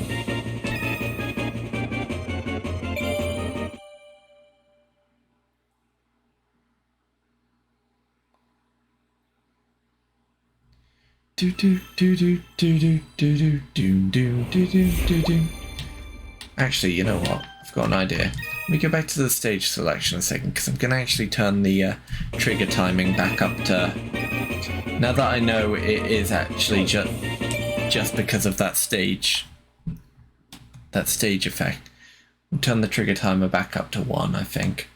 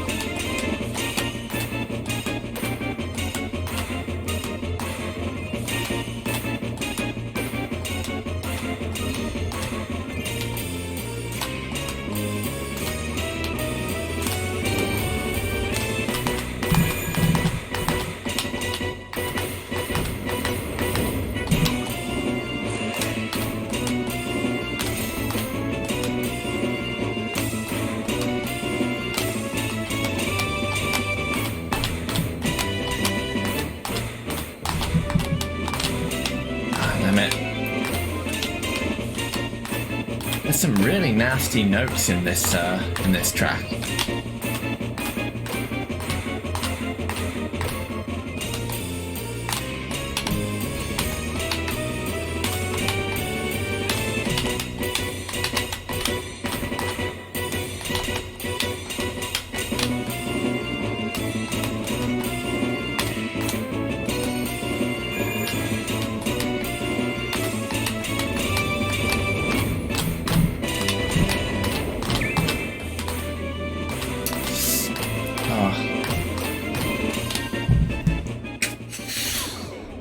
Yep, back on Final Fantasy 1 now, Olo. We're going to finish that one off, and then, yeah, we'll figure out where we're going to go from there.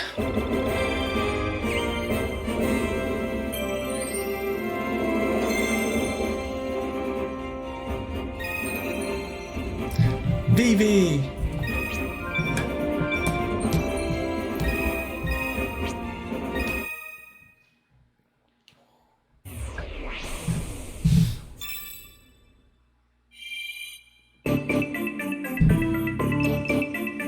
We've got Mangolg and the airship.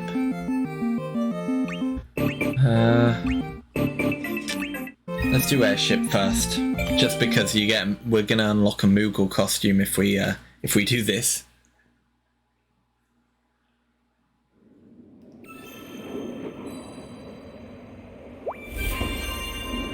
Though honestly, I doubt anything's gonna come close to the Patissier outfit that the Moogle's currently got on.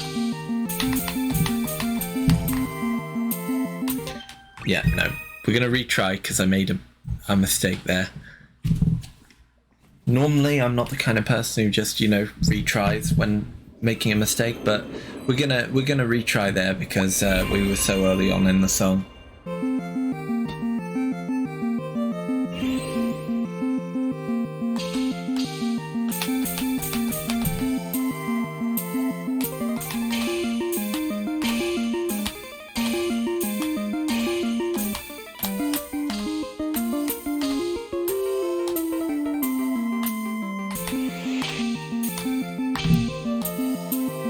Now, the one core problem I have with the earlier Final Fantasy tracks is that they loop they have very short loops.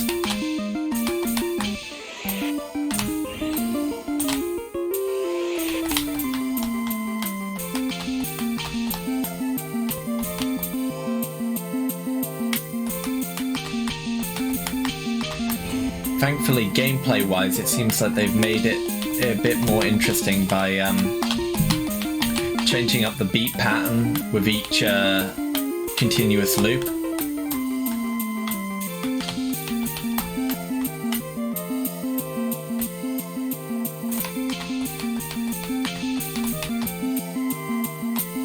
But it doesn't half confuse my Neanderthal brain.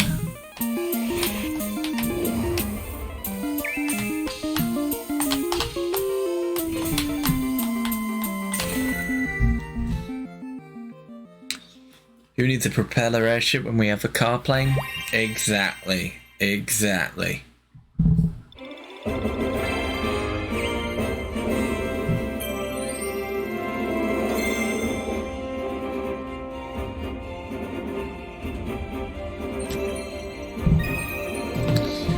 Oh shit, we unlocked Bahamut.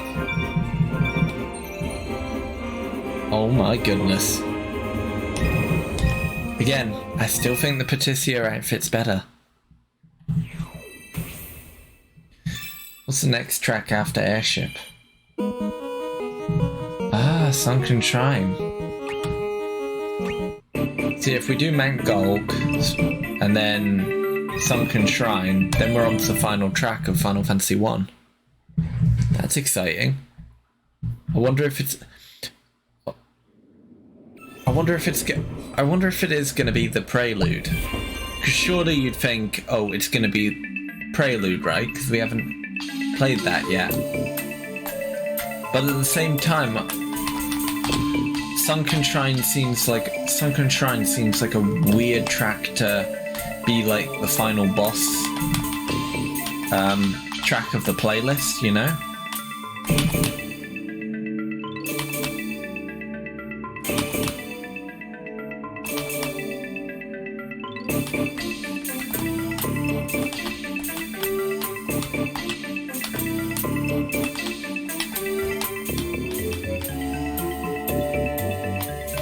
Because the Sunken Shrine isn't even like the final dungeon or anything, so there's no...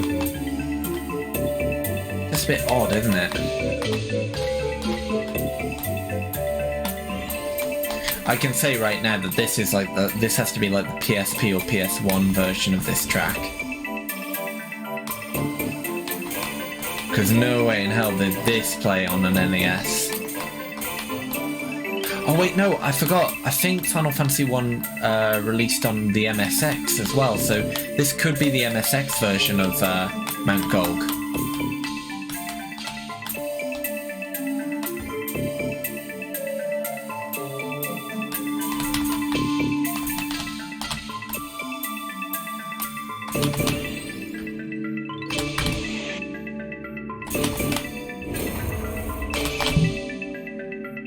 I might be wrong, but I think the MSX version of Final Fantasy 1 is considered by the few that have played it to be better than the NES original. Because I think they released around the same time.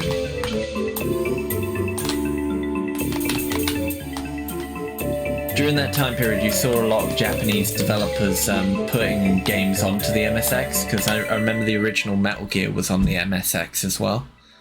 Originally, and then they did a port for the NES. So this might be the MSX version, I'm not sure. Kuja! Yeah, it sure as hell ain't the NES. Right, onto the Sunken Shrine, I guess.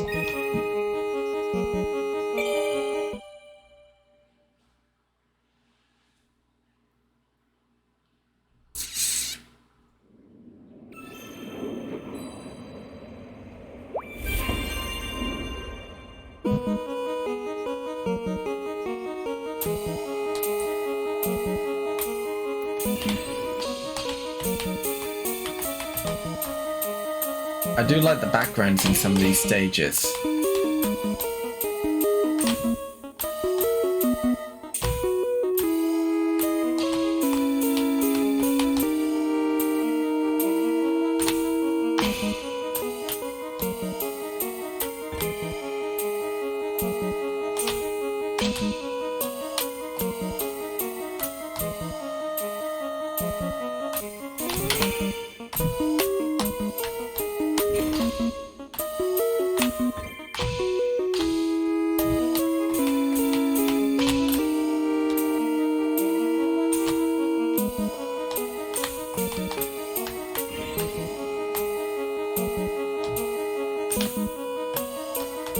Oh yeah, I had some really cool news earlier today. The PlayStation Plus Extra and Premium games for this month were revealed, and in the Premium lineup, they're actually porting Legend of Dragoon. They're actually releasing Legend of Dragoon onto PS4 and PS5 on Tuesday, I believe. This Tuesday coming out, which I'm very excited for because Legend of Dragoon is one of my favourite PS1 games. Really underrated Sony published JRPG.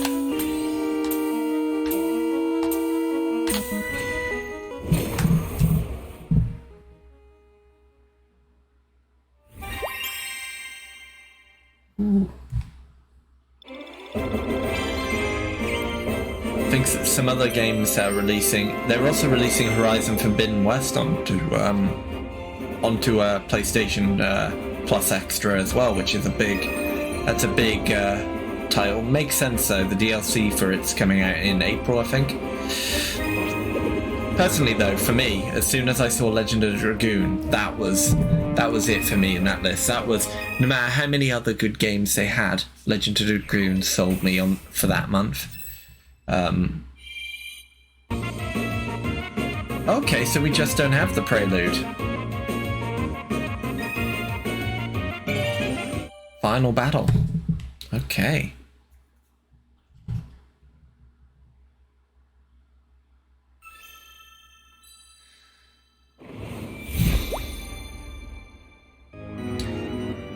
I did have a look through the list of games coming to PlayStation Plus Extra and Premium, and it is a really good list all around.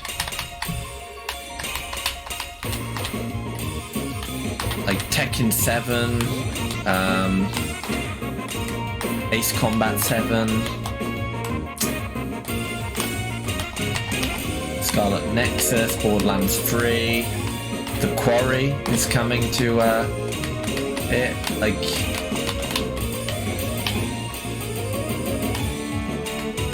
I'd even go so far as to say it's probably a better deal than Game Pass at the moment, in terms of, you know, what you get for what you're paying for. Because Game Pass for the last couple months has been kind of like they've maybe had one good game a month, and nothing I'd really, you know, subscribe to the platform for.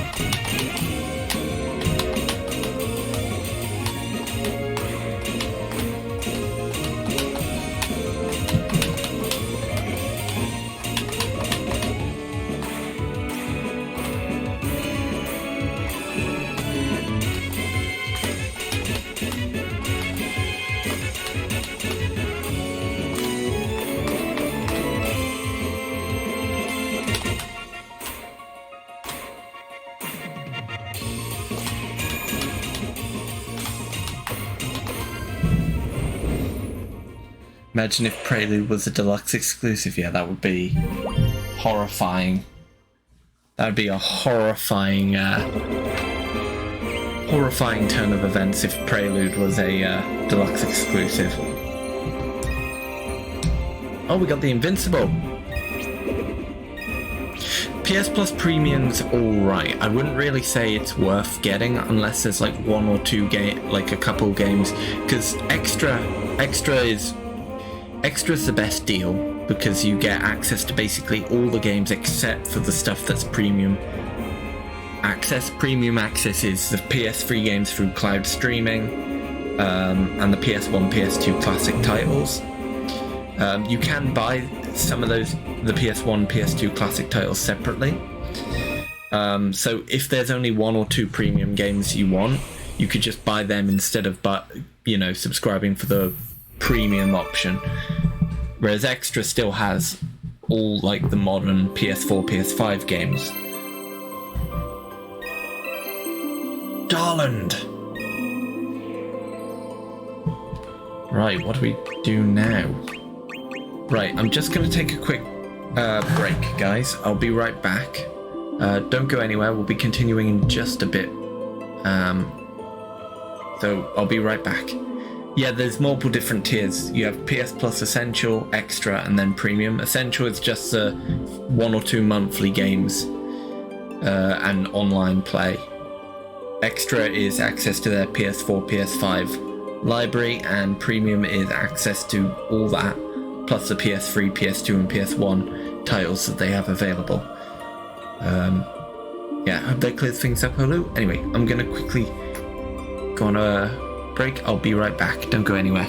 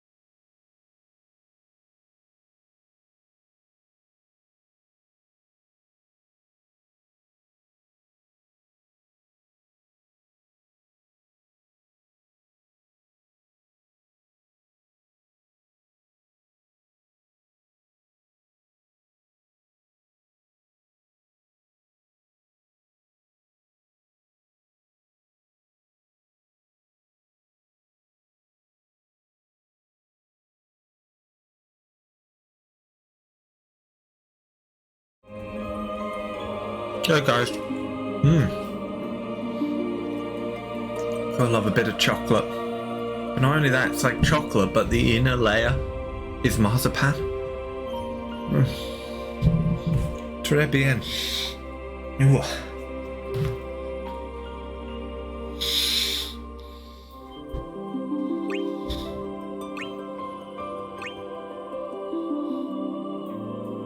Right. What do we move on to now?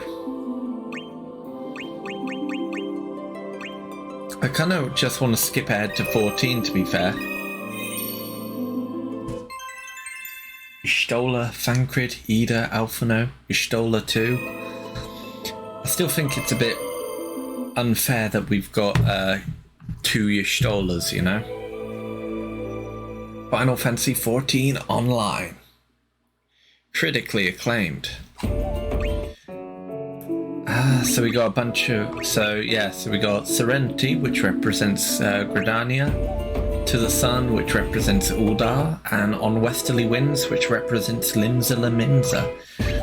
These are each of the starting areas, starting cities for in Final Fantasy 14. So it's pretty cool that they've got that.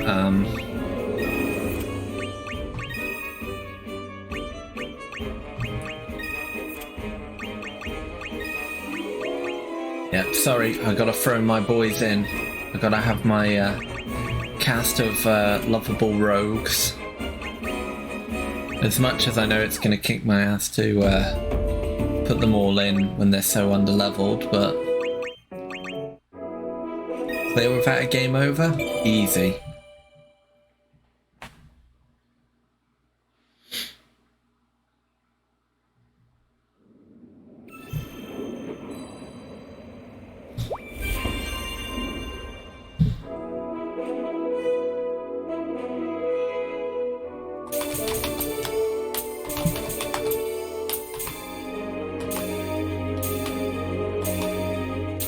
I very quickly caved to that entire idea of, you know, going through the games in sequential order, didn't I?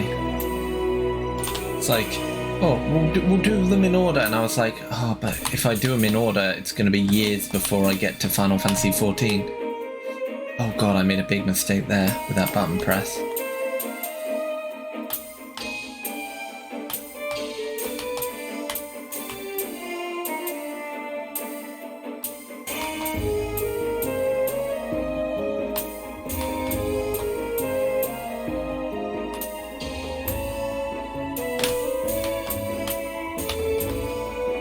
I don't know about you, but I'd much prefer to experience the musical journey of Final Fantasy 14 than, you know...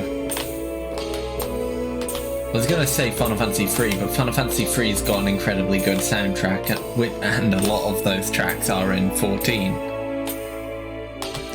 Yep, although I caved and went for 14.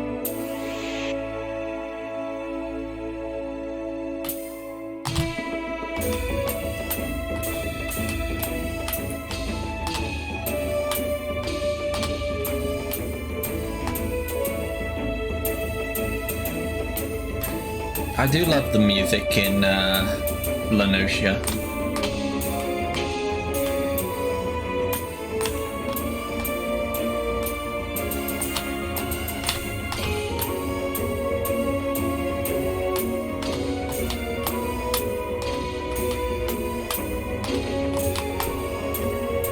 Honestly though, 14's OST in general is non-stop bangers.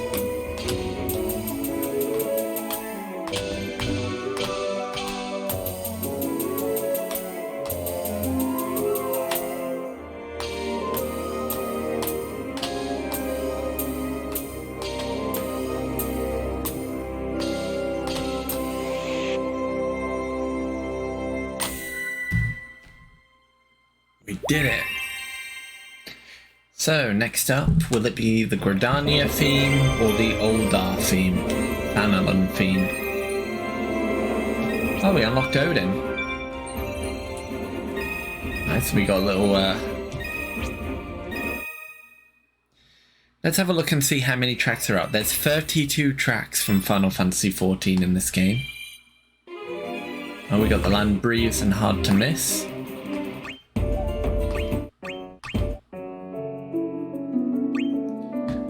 Let's do a battle theme first, and then we'll go back and do one of the other themes. One of the other overworld themes.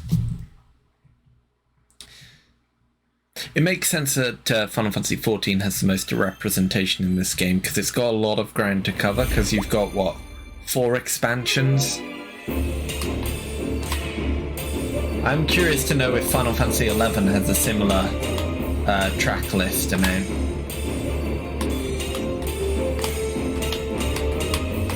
Because that's like... Final Fantasy XI's got to be like 20 years old now.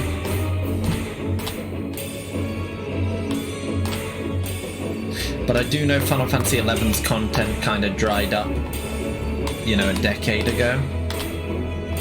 maybe even more so. Like, I know they still release content for 11, but it's nowhere near as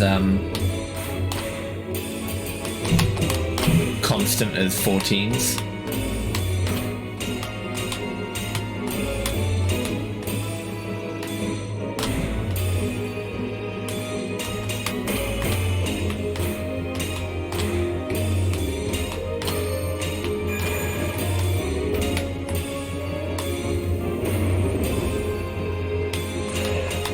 I do like the art, the designs they've got for the summons in this game.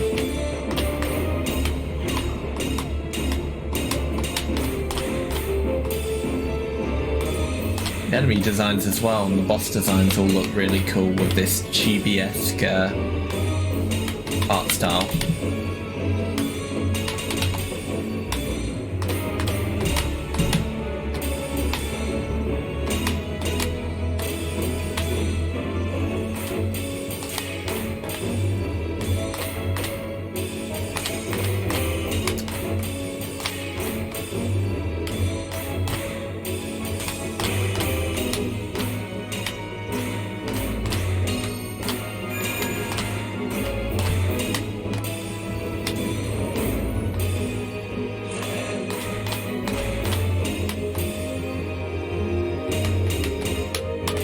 Damn it, I held on for too long.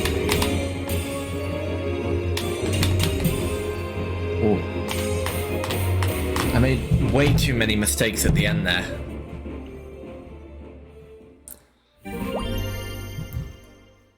Well, I don't know, Olu. 11 has a very, very it's...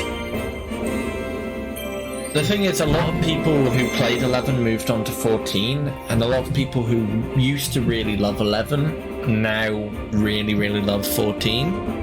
I do know Final Fantasy 11 at one point was one of the most subscribed games ever. So I know 11 is still fondly remembered by a lot of people. It's just nowhere near to the extent of 14.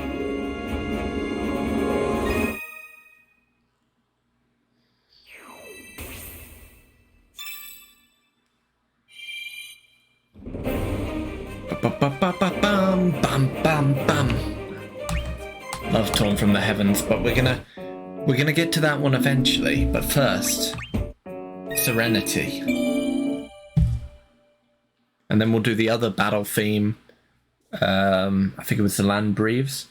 Then we'll do the Oldar Fanalan theme, and then we'll do Torn from the Heavens. Yeah, we're still quite early into Realm Reborn territory at the moment. It'll be interesting when we start moving into the expansion content, though. Sadly, I don't think there's any Endwalker tracks in this in Theatrhythm at the moment. Hopefully they add them as DLC at some point, because Endwalker has some absolute bangers. Some of my favourite Final Fantasy tracks are in that expansion. But at least we get some of the bangers from the Shadowbringers.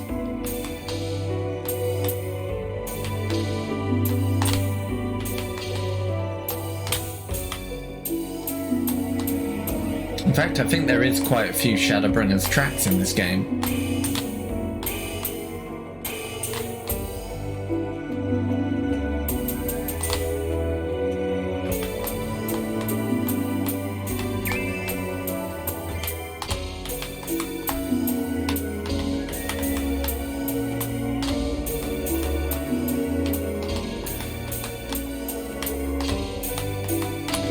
Honestly, I'm shocked that they didn't lock half of the Final Fantasy XIV tracks in this game into the deluxe edition, considering a good portion of them are vocal tracks. Oh, I'm looking forward to seeing your reaction to some of the 14 tracks that I know are in the Theatrhythm track list, because there's some really interesting tracks here. Personally, I can't wait till we get to Good King Mogulmog, because that one's going to be one that melts your brain. for definite. Have you heard much of the Final Fantasy XIV soundtracks, Olu? We need to do hard to miss. Okay, let's do that one. Do. Oh, you're missing out, Olu. You're missing out. It's arguably some of the best, if not the best, Final Fantasy tracks in general.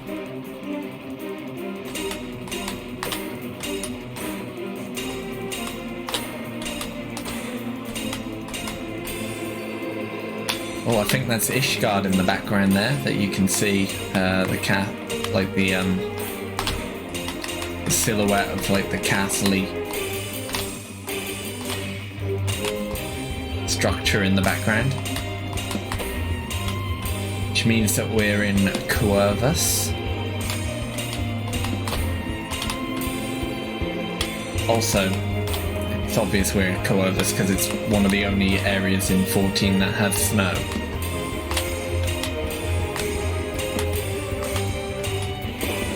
There is one other area that I can think of, but that's Garmald, but that doesn't appear as a visitable area until Endwalker. Using this as an opportunity to drop any Final Fantasy XIV lore or trivia that I can think of.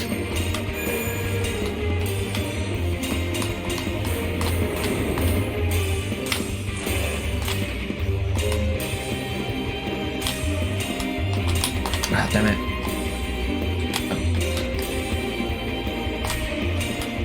Made a mistake there. I went to swipe for the button press, and then I pressed for the swipe icon.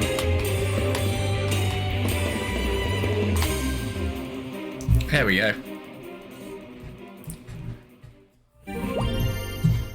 Ah, you've heard the songs from the early areas and some from the demo, right? Okay. You heard a song with someone who has a really deep voice. You don't realise how little that narrows it down, Olu, because there's quite a lot of songs in this game that have, in 14, that have deep voice. I can only think it's maybe... I'm trying to think. There's a lot it could be. But let's go for Torn from the Heavens.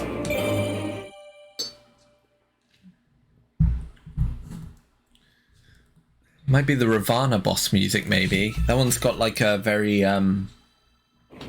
almost like a Russian vibe to it, with like a very deep vocal.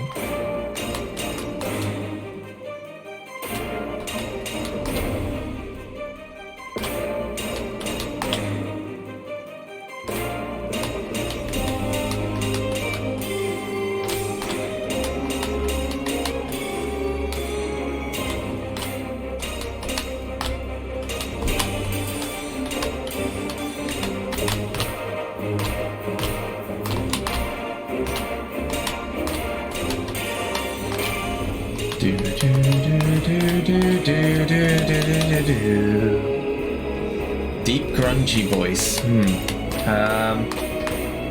Maybe Under the Weight, maybe?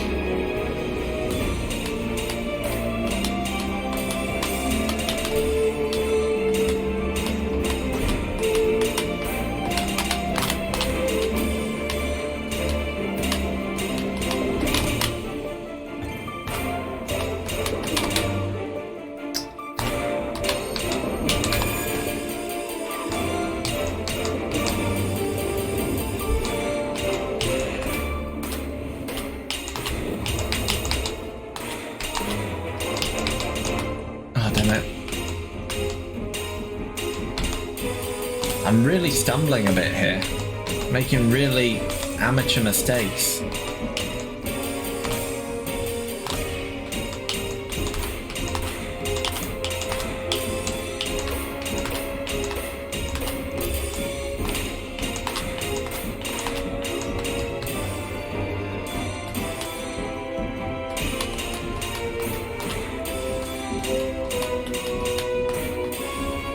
Okay, we're almost near the end now.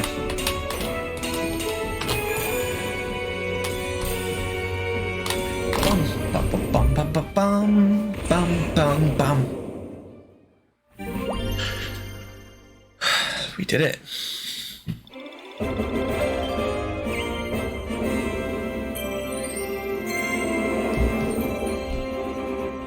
Torn from the heavens. 1 second, just gotta... I think it's Nemesis now, isn't it? I can't remember where this plays. I think it plays in a couple of the Realm Reborn like cutscenes. It might play in... Okay, this is Hawk Manor, this background. So it probably plays during the boss fight in Hawk Manor then. Hawk Manor's one of the dungeons. I think it's called Hawk Manor. They do a lot of the... Some of the Halloween events take place in this dungeon as well.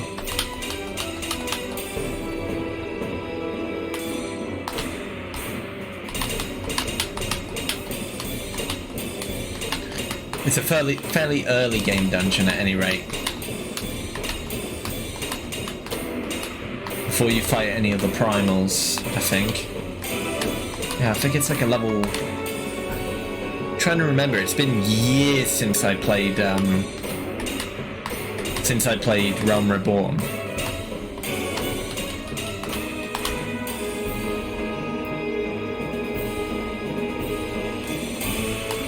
Because, you know, I'm up to date with the main story of 14, but, you know, there's like a 2-year gap between each expansion.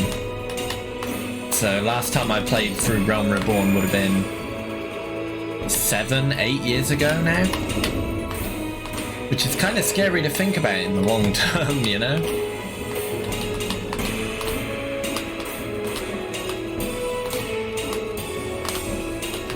It's the only game I've ever had like such a long-term relationship with 14.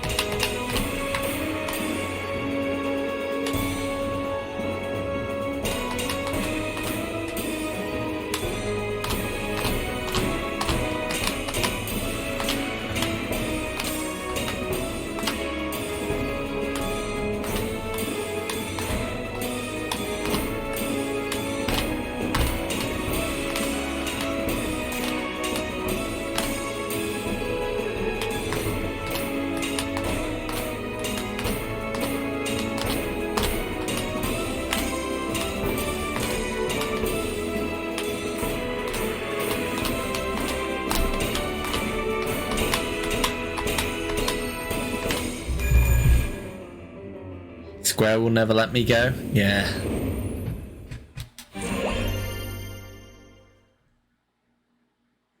Square will never let me go. Get their hooks into me. Did I just say that I unlocked Alexander? That's pretty cool. Oh, that'll be another title key. Oh, we're on to Primal Judgment, so the first of the primal themes from 14. This is when you fight Ifrit. And we've even got the Ifrit boss arena as well, which is pretty cool in and of itself.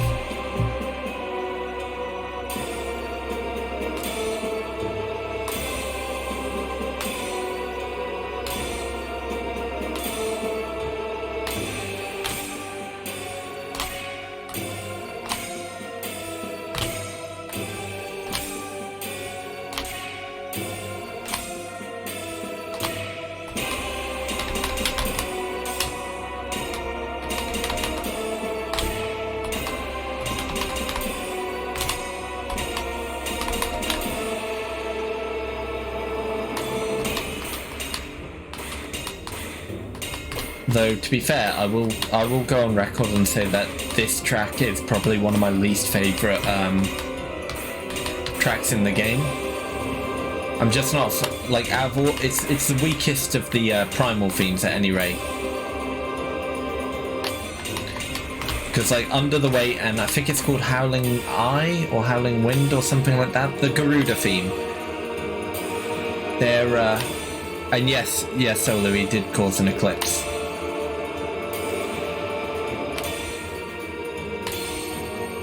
Interestingly, there's a lot of you'll soon find out that with Final Fantasy 14, a lot of emphasis is put on stuff to do with the moon and the sun in that game. Obviously in Endwalker you go to the moon, but also there's a lot of different bosses and narrative story beats that emphasize the importance of those celestial bodies.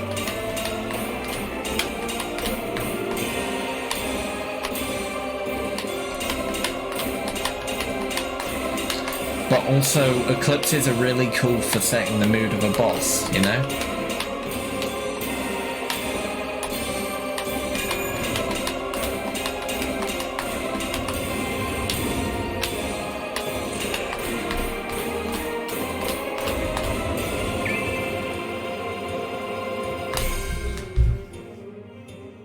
We did it. We beat Ifrit. Go on.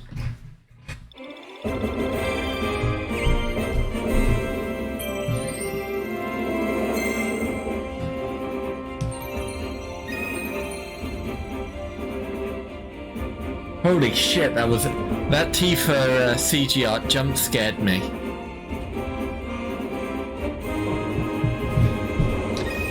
Only because I think that's the Dissidia NT Tifa. But whenever I see that version of the Tifa character model, it like causes serious Twitter scrolling through Twitter. Yeah, Olu. Yeah. That model must have been used for other purposes. Here we go, under the weight. Here we go. Let's move away from the Tifa character model. Oh, and here we are on the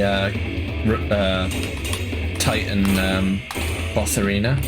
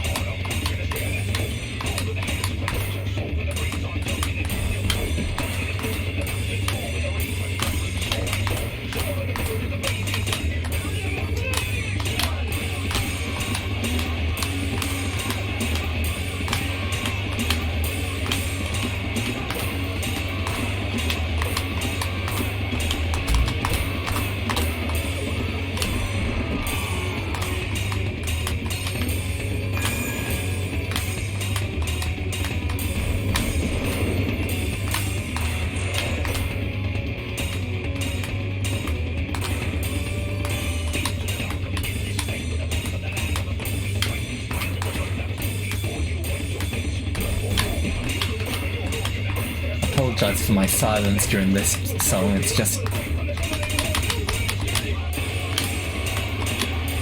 one of my favourite tracks from 14 just because of how, I don't know how to describe it, it just feels like very hard hitting, if that makes sense.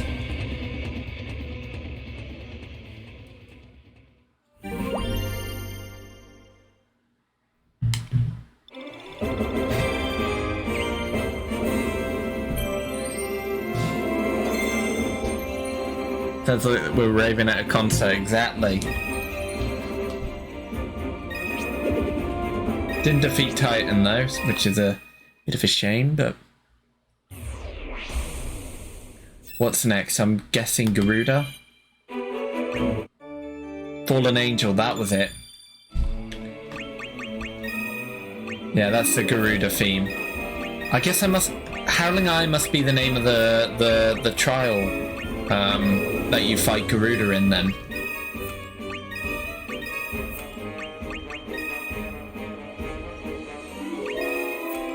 Let's just equip these abilities.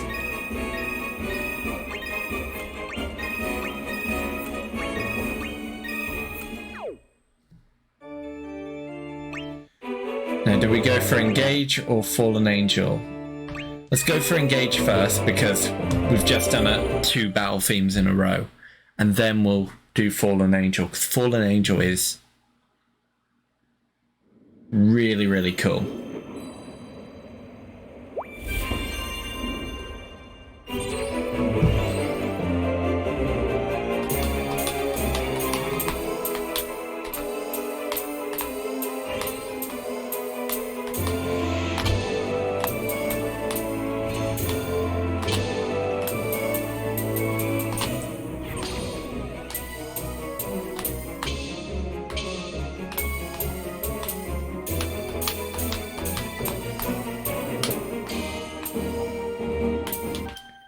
Hold on a second. Sorry. Yep. Yep, sorry about that. I thought I heard something, but...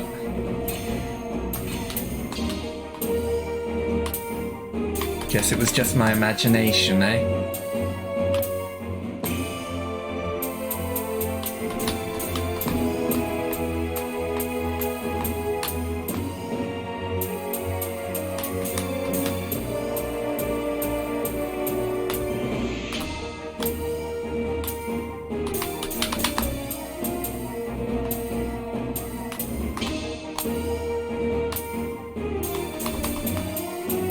Must have been the wind. Indeed, Olu, indeed.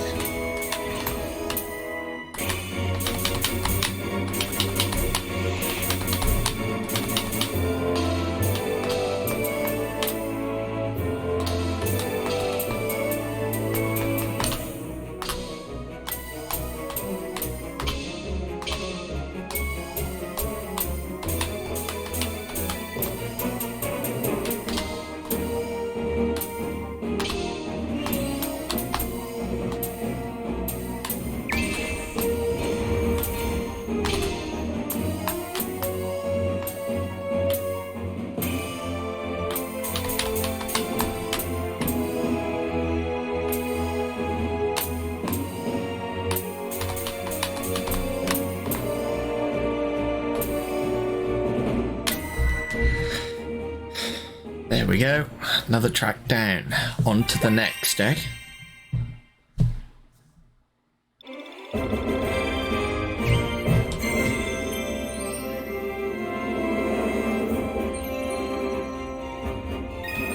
I like some of these like album arts that they've made for some of the...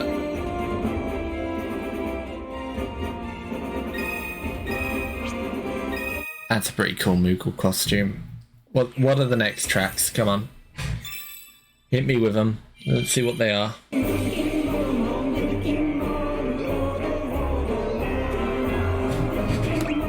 Good King Modelmog and Through the Maelstrom.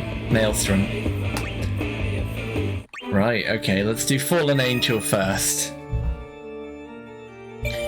Yeah, there's a Good King... a bit of a preview for Good King Mogomog. Good King Mogomog, I shit you not, feels like it sounds very, very similar to This Is Halloween from The Nightmare Before Christmas. You'll probably tell when we actually get to that song, but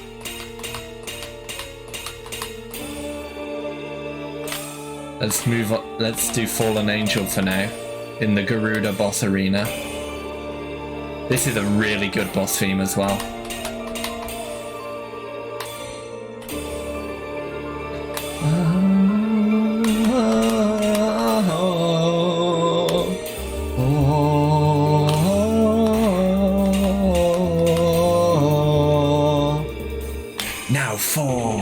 Doo-doo.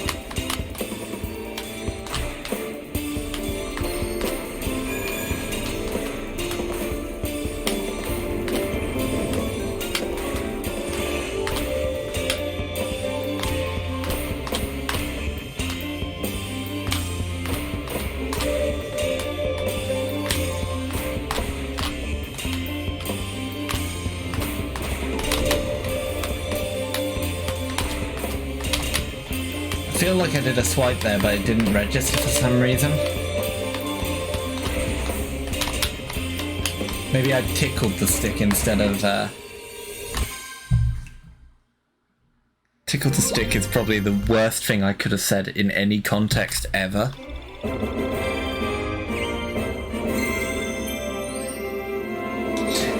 Alright, I guess we should rip the band-aid... Oh, I unlocked Knights of the Round. I guess we should rip the band-aid off and do good King Moggle Mog.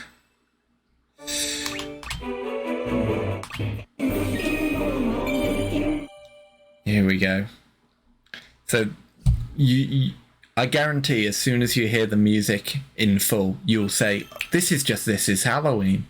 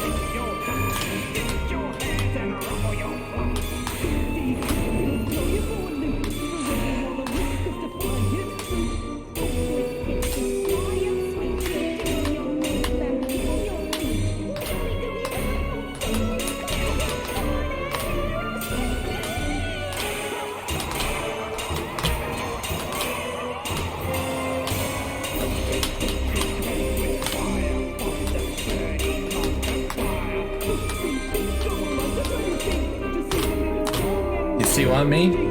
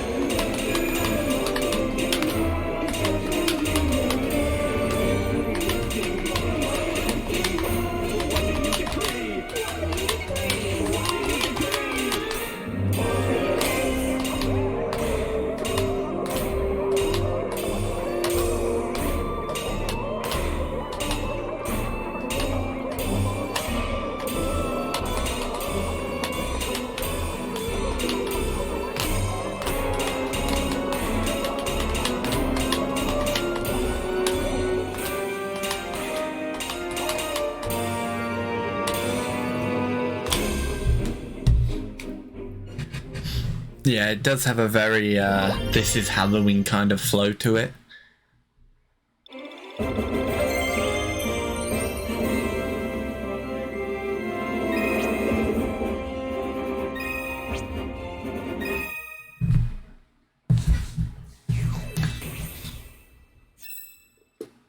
That track's gonna be Ultima. Called it. Yeah, Ultima's probably gonna be the last track from Final Fantasy XIV, and then we start getting into the expansions. I'm calling it. So let's do Leviathan. Through the Maelstrom. This is... I just wanna... I wanna turn down the trigger.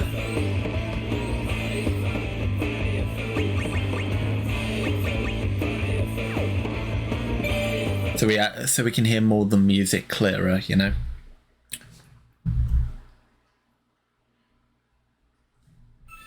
Oh, and we're on the Leviathan battle arena as well. Oh, it's another one where they sped up the trigger speed.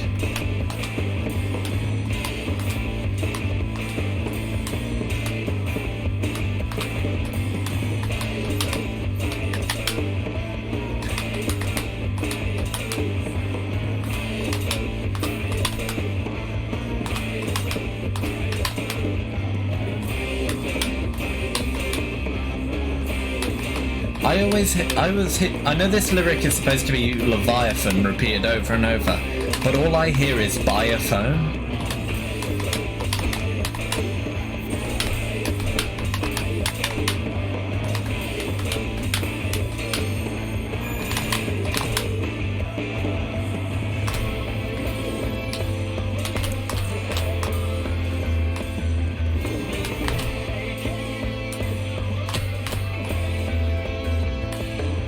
Oh, I'm not a fan of the really high speed levels. Messes my eyes up.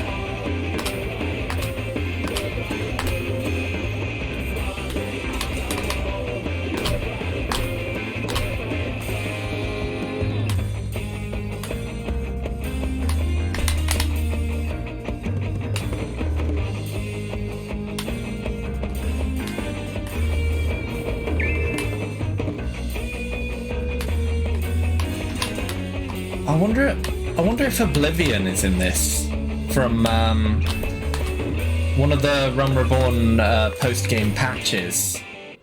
The Shiva boss theme. Yeah, they pronounce the Zan in Leviathan in a weird way. Yeah. I really hope the Shiva boss theme is in this because I really love Oblivion. It's one of my absolute favorite 14 tracks. We got 10,000 arrhythmia.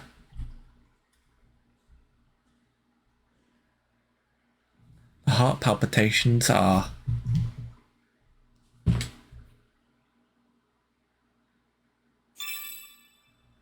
Right, let's move on to Ultima. Defeat the boss ultimate weapon. Do we also get to fight, oh, what's his face? The main, oh god, we're in the final Realm Reborn boss arena. Oh, what's his name? Who's like the final boss? Because Ultima Weapon's like... Originally when you played Final Fantasy XIV, there was one big like, at the end of Realm Reborn there was a giant raid called the... Well, not a raid, but a giant boss fight called... No, it was like a dungeon. Giant dungeon called the Praetorium, It was like a 45-minute long dungeon with a lot of cutscenes, and you fight the Ultima weapon, and there's like 2 or 3 phases against the Ultima weapon. Then you fight oh, what's his face? I should know his name. He's in one of the recent raids. La Habrea. That's it. La Habred. I wonder if La Habrea is like the final boss here,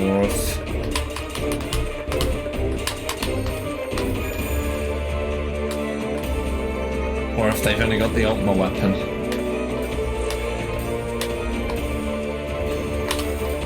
Well, there's Gabranth. You're in the wrong game, mate. You should be in 12.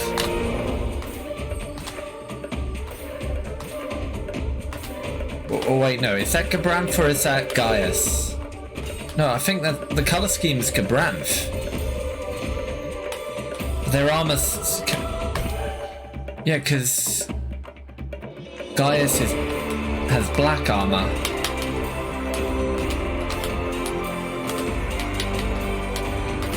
Gaius is one of the other bosses you fight in the Praetorium.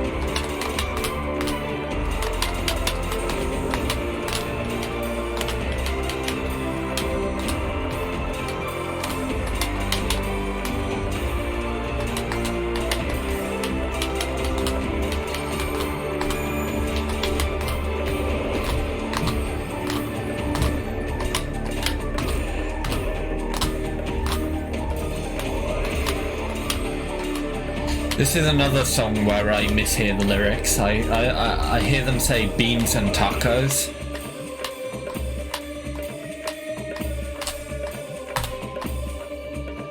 Though, to be fair, I'm not the only one on that front. It seems to be a meme that this song goes like, beans and tacos, beans and tacos.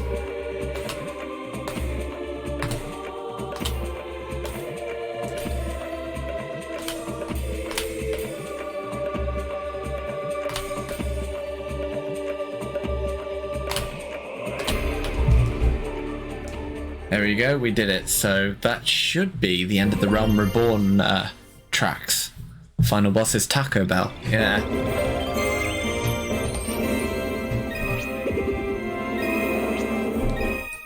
So that should be the end of the Realm Reborn tracks, and now we'll be moving on to the post Realm Reborn stuff. Is that... Yes, Oblivion! Oh, we're diving straight into Oblivion. As I say, it's one of my favourite tracks. Shiva Boss Arena, as you'd expect.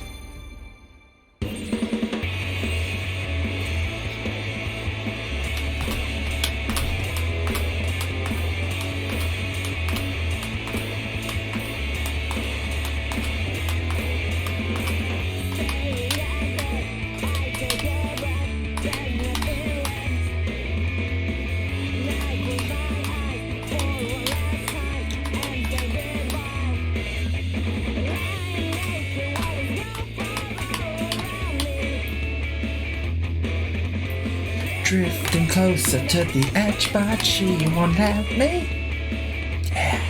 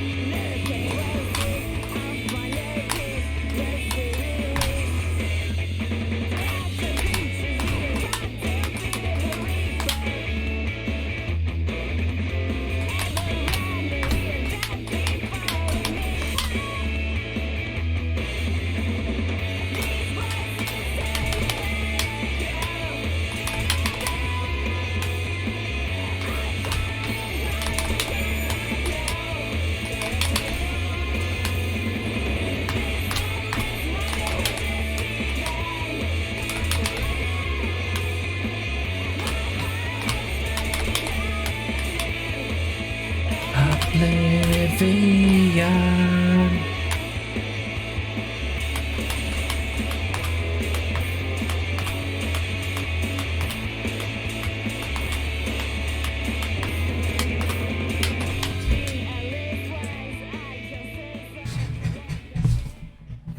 Okay, we don't get the second verse, which is a bit of a shame, but they didn't give me the second verse on the bloody vinyl album that had this track on it, so they never respect Oblivion. They never respect it. But we got the blackjack. I think that's from Final Fantasy VI, isn't it? I think the blackjack's the airship from 6. Might be wrong. What's next? Inklong Dry, of course it... okay. Let's do a Light in the Storm first. Yeah, it's Setsu's ship. Yeah, I thought it was. A Light in the Storm.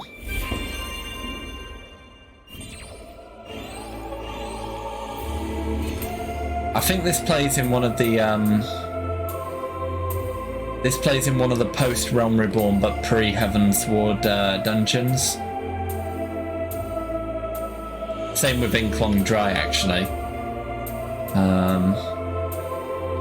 I'm not a fan of Inklong Dry, to be fair, so...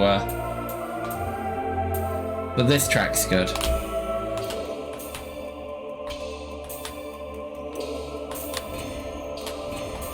I wouldn't be surprised if we jumped straight into Heavensward after Inklong Dry, though, because we've got, like, what, 18 more tracks in the 14 playlist, and we still haven't touched a single expansion.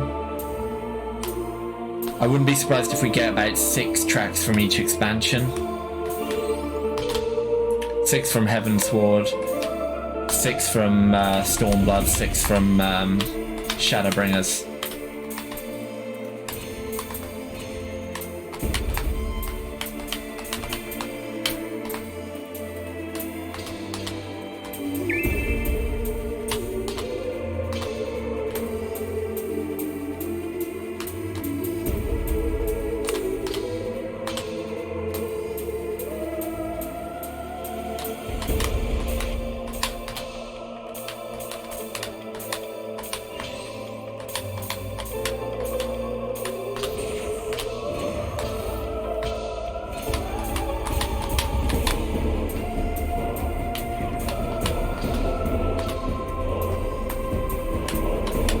Oh god, we turned into frogs.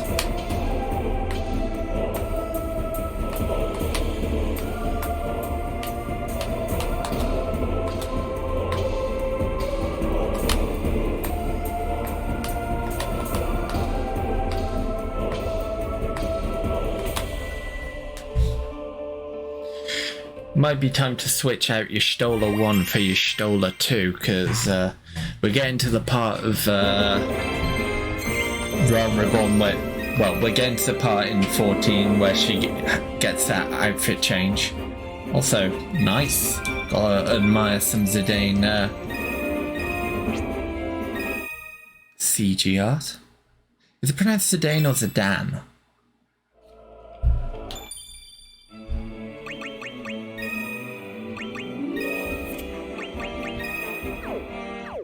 Stola 2. The better Stola. Alright, let's rip the band-aid off and go through Inklong Dry. I hope Painted Foothills is in this, because that's one of my favourite field themes.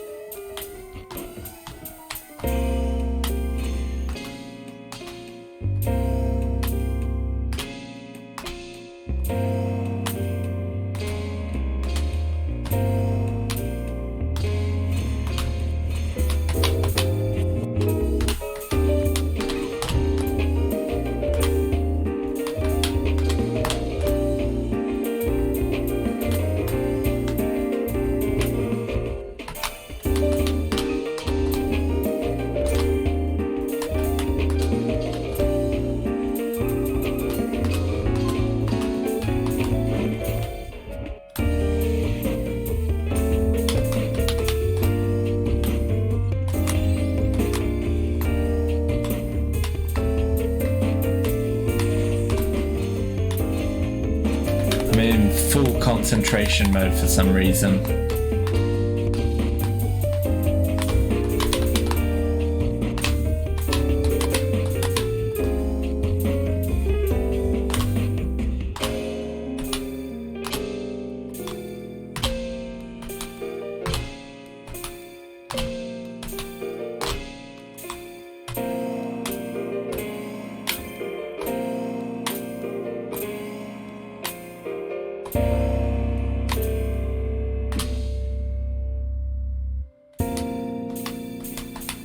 Yeah, it's a pretty chill song, really.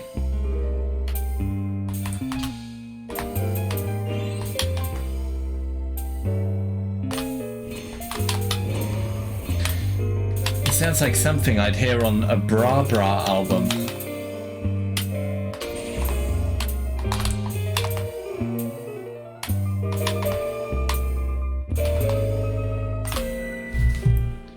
There we go, we did it. Now, Heavensward tracks, yeah? Probably Dragon Song. Actually, we haven't had answers yet, have we? Answers is like a iconic song that we should have got ages ago. I hope that's not in the deluxe, trapped in the deluxe edition.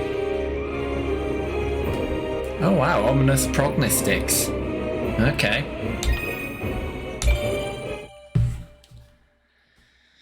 Phew.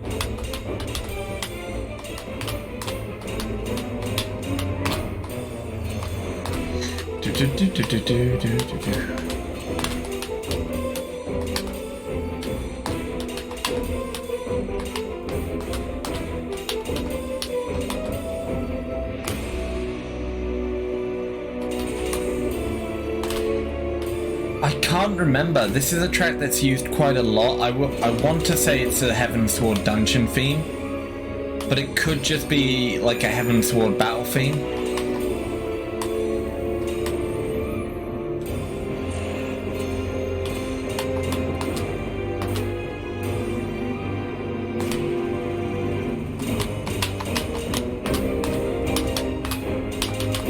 It's definitely a Heavensward track, I know that much.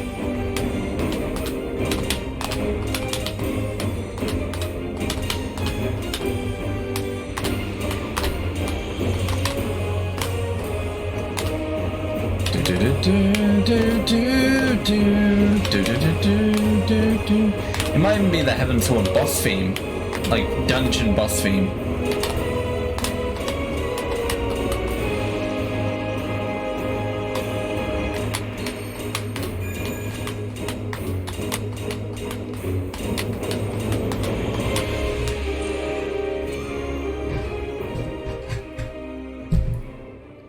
Right. That was some good stuff right there. Da, da, da.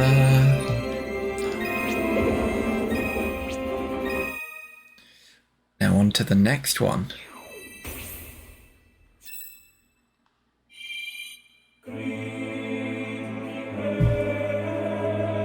Okay, this is the Heavensward final boss theme. This is the final boss of Heavensward. Knights of the Round. Yeah. Heroes where you face off against the Knights of the Round.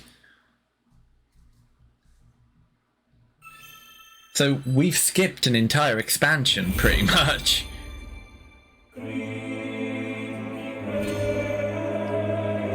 But then again, it might be because they're...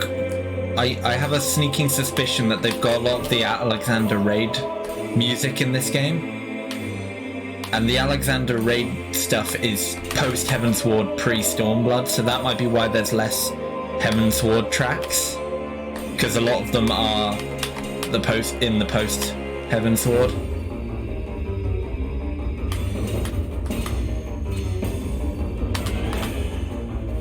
Got one of Nidog's eyes in the background staring.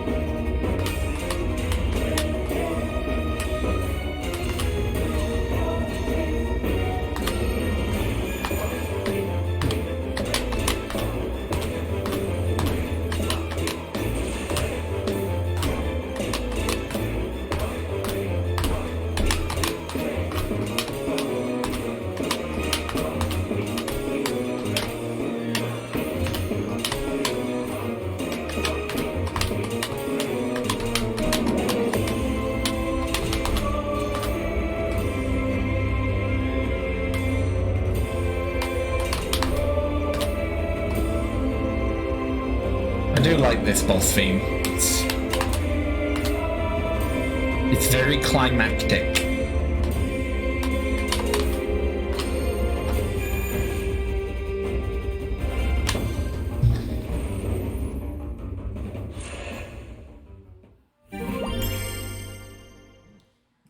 God, stretch.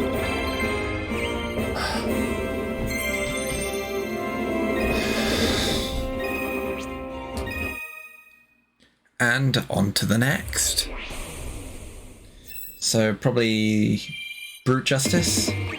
Oh, yeah. We've got three Alexander themes all in one.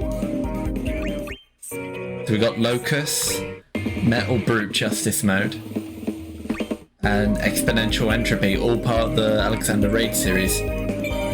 So I think I nailed it on the head there. That's why there aren't many Heavensward tracks, is because they decided to use all of the Alexander tracks. So let's start with Exponential Entropy.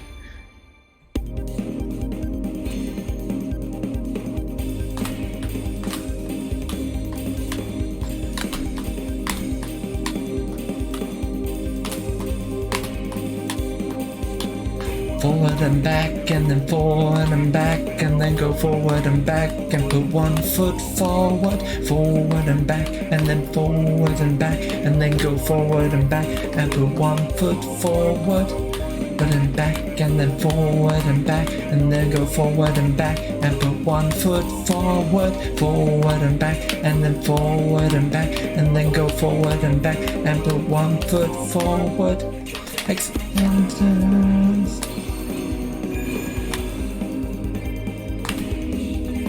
Exponential intro.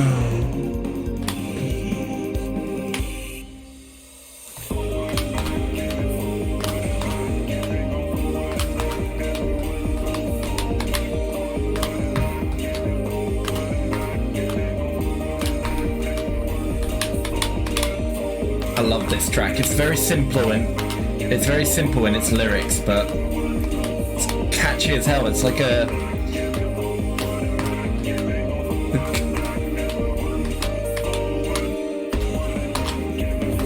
kind of simple song that you dance along to if you heard it in a club.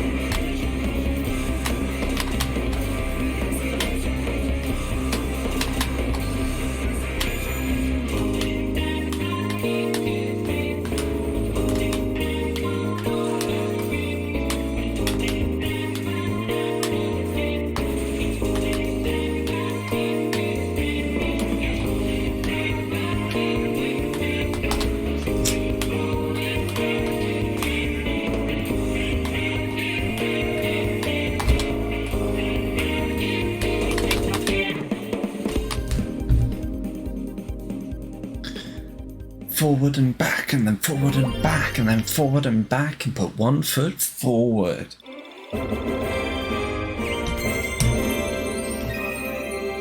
Nice.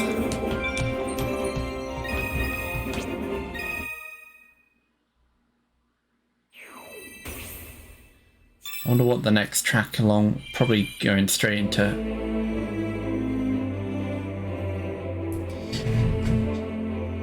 Don't you fucking say anything, Olu.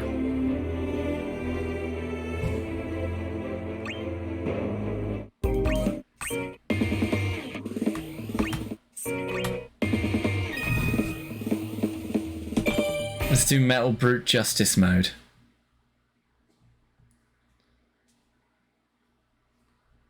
This one's got like a very Power Rangers style beat to it.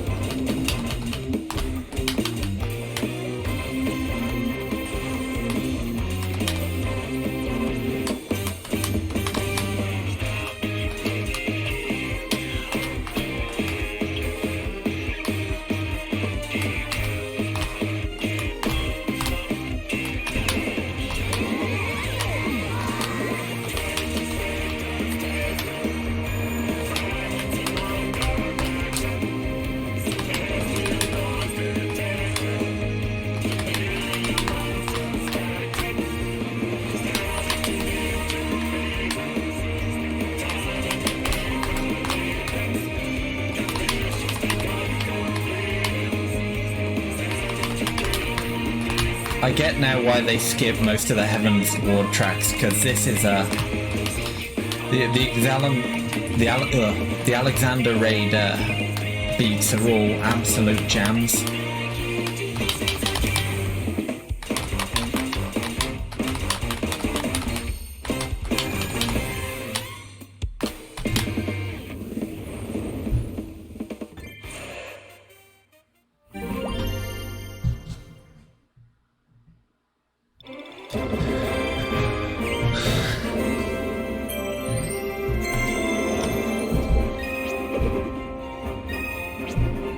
We did it. I don't like the idea of that quest though, beating it on Ultimate. Right, let's do Locust now. And then we can do Mobius, which is the track after. Locust. Clear with at least 60% HP. Easy. Barely an inconvenience. I immediately miss a note.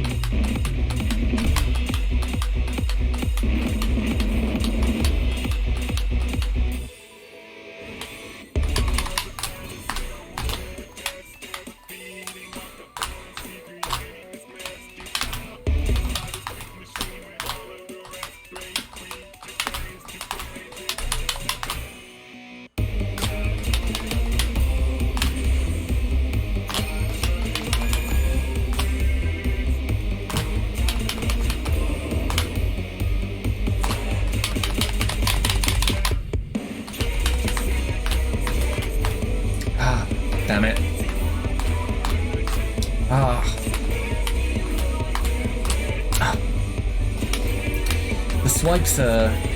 Oh, they're throwing me off.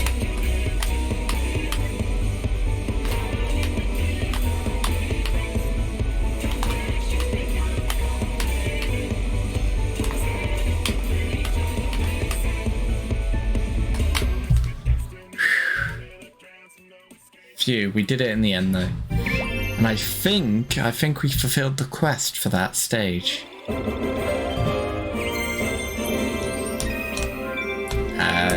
That we did.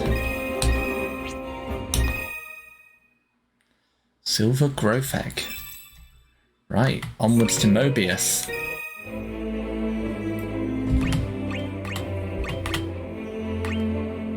Oh, let's use that. Multiply XP gain by 4. Yes, please. It's Mobin time. It's Morbin time.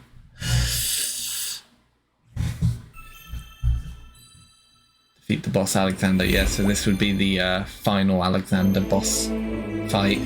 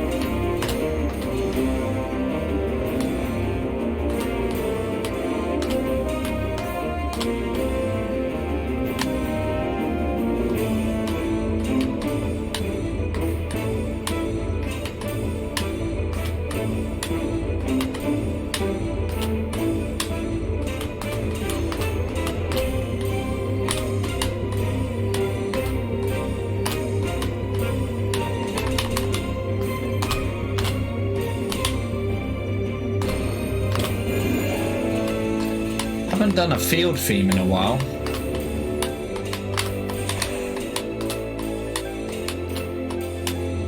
Feels like the last 4 or 5 tracks have all been battle themes.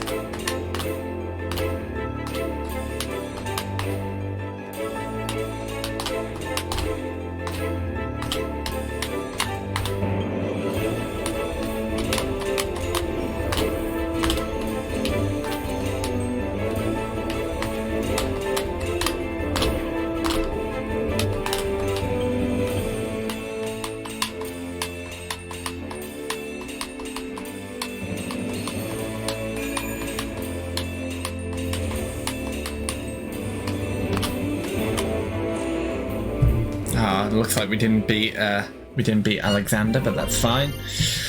We can always come back once we're higher leveled.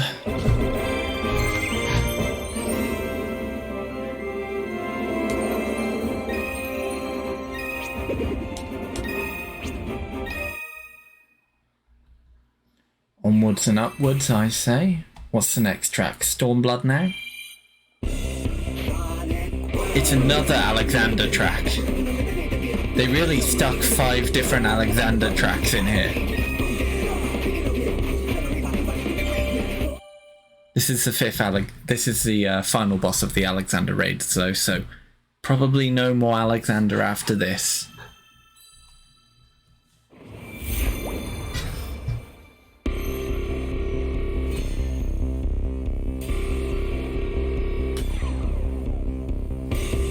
Oh, trigger speed's 0.5.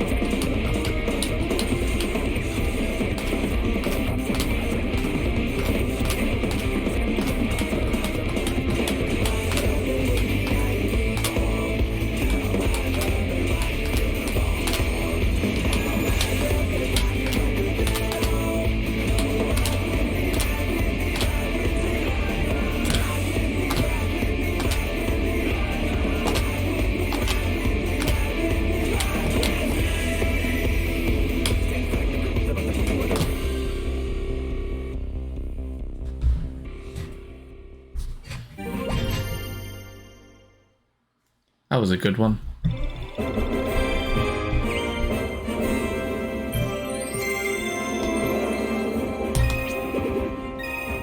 Didn't get the quest, but I didn't expect I would. It was a very difficult achievement, getting 70% or higher rainbow critical. Ah, we're finally onto the Stormblood tracks. Which is good because we got like 9 more tracks left in 14 to go, so there's probably like 3 or I don't know, 4, 5 Stormblood tracks and then 4 or 5 of Shadowbringers. God, this is a mismatch of enemy grunts, isn't it? We got the Final Fantasy VII Shinra grunts. The weird Magitech like zombie things from 15. And the like, I think those like guys with like the weird masks on are like from 13, I think.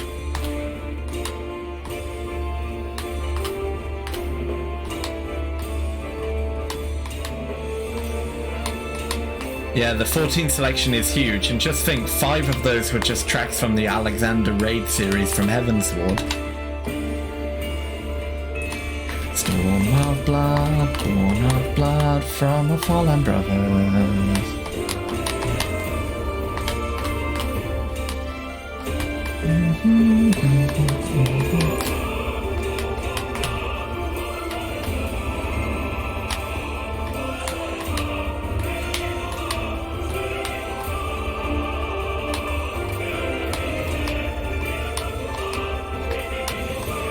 Yeah, this is like the Stormblood boss theme, I think.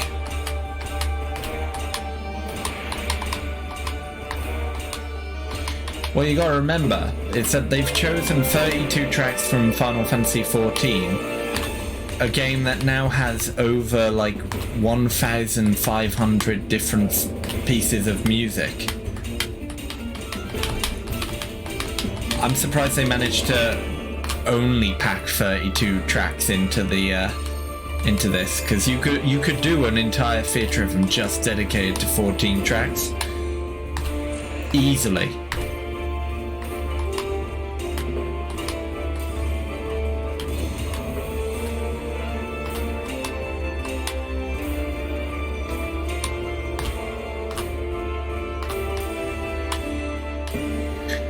Because like the Heavensward selection in this game is very thin. When you consider that Alexander is the bulk of it was Alexander songs, and Alexander's just like one raid series. The actual expansion pack story for Heavensward had maybe 2 songs.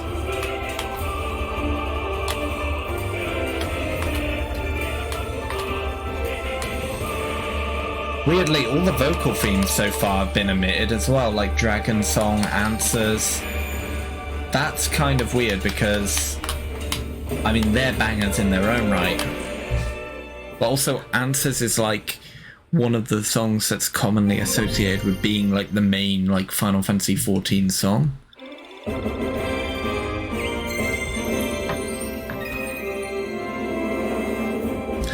Kurugamesh! Yeah, it's difficult to actually, you know, make a selection of Final Fantasy XIV tracks because there's so many.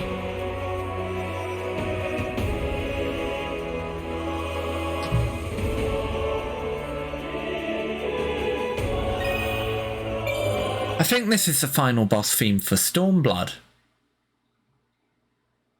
The Worm's Tale. This is the Shinryu boss music, which is like the final boss of Stormblood. Again, I'm wondering if it's because the trial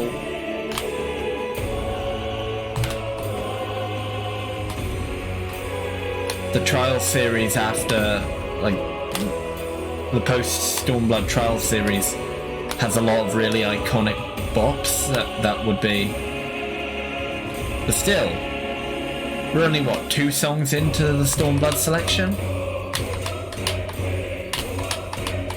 And we're already at the final boss of Stormblood.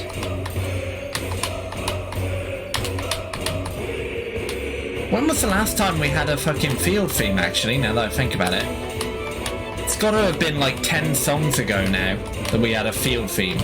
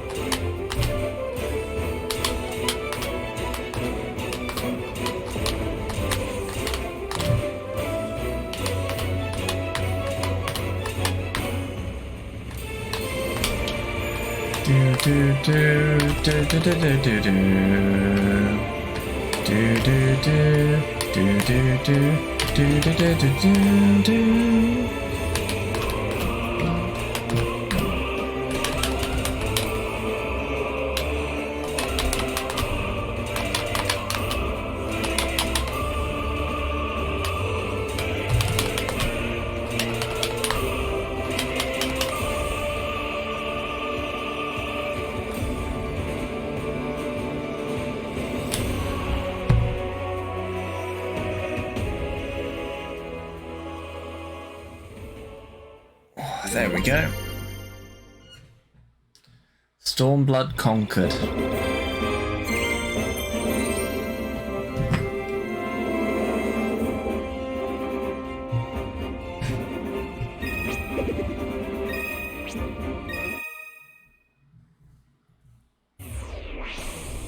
Okay, what's the next track? Come on, give me something good. Oh, yes! So we got Sunrise, and we got Wayward Daughter. Wayward Daughter is... it's so good. Am I doing the Italian... And then we've also got Sunrise.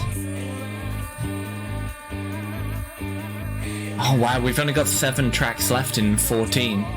We haven't even touched Shadowbringers yet.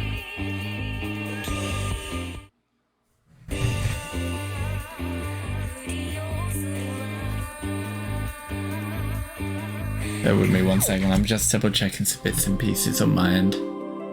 Quest completion 7%. Oh god, we got so much left to do. Okay, let's dive back in. So which do? We do Sunrise, which is against Suzaku, or we do Wayward Daughter against Tsukuyomi. Wayward Daughter this is easily the best like boss in the entire of Stormblood.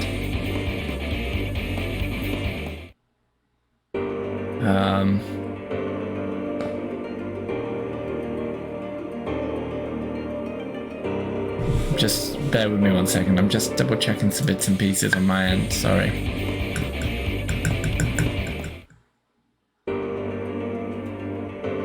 Right, yeah.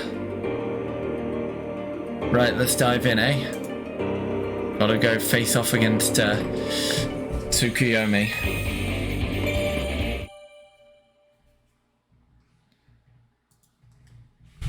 I wouldn't be surprised if after Wayward Daughter and Sunrise we move straight on to Shadowbringers tracks, because at that point we'll only have like 4 tracks left.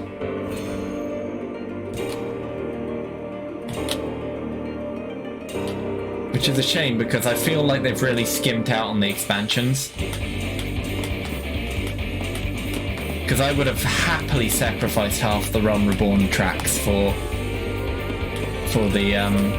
more Stormblood and Shadowbringers tracks.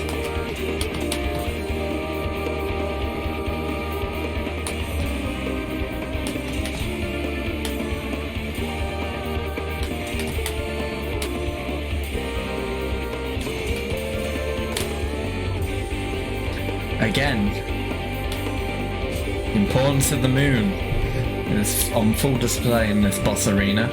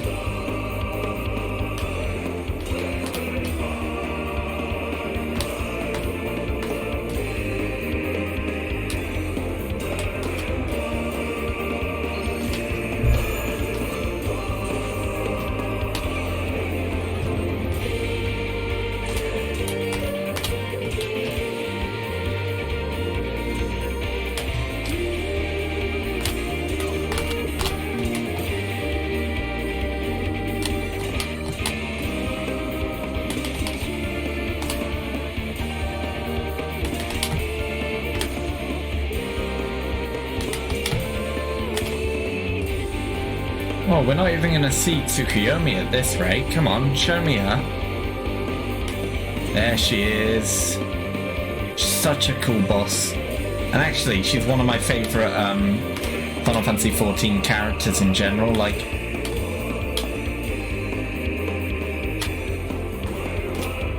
really, really interesting character what they do with her in Stormblood's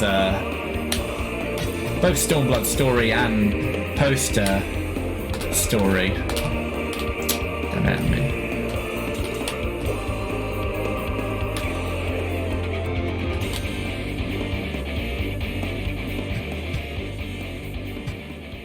That's a really cool design.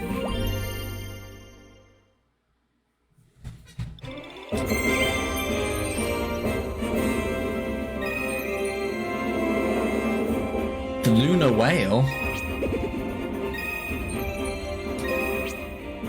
500 million points. Trophy.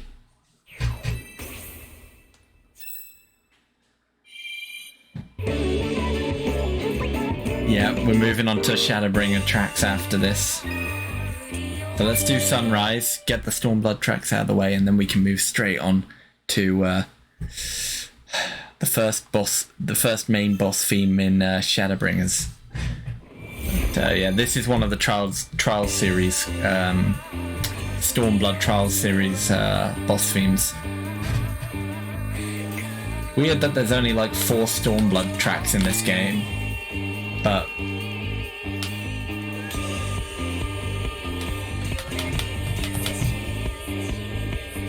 I definitely think they could have skipped like one of the Leviathan, one of the Alexander themes, especially considering I know for a fact that there are some there are 1 or 2 or 3 of the tracks in the deluxe edition are remixes of Alexander tracks.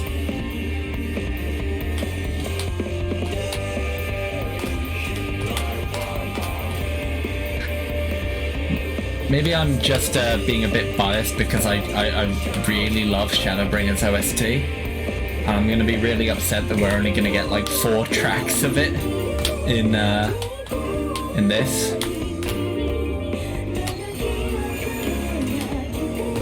Same with Stormblood, really. Stormblood's only got like, what, 4?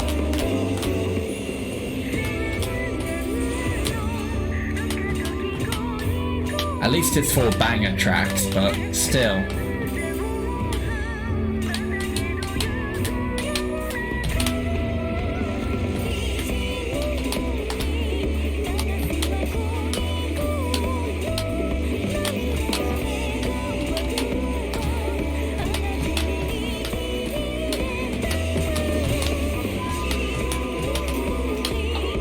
I am probably going to end for the night once we beat the Final Fantasy XIV tracks though, because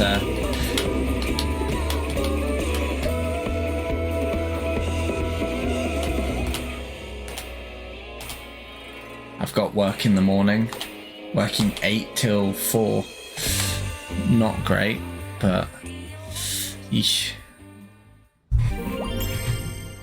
And we're almost at the 4-hour mark actually. By the time we finish, we'll probably be at the 4-hour mark, which is a good a good sign, really, when it comes to returning to streaming. The fact that I've, that I'm able to.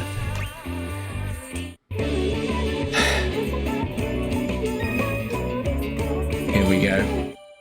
Here we go, Olu. You're gonna love this song. This is peak perfection. What Angel Wakes Me. This is the first of the Shadowbringers tracks in this game. When you fight up against Titania, the leader of the fairies.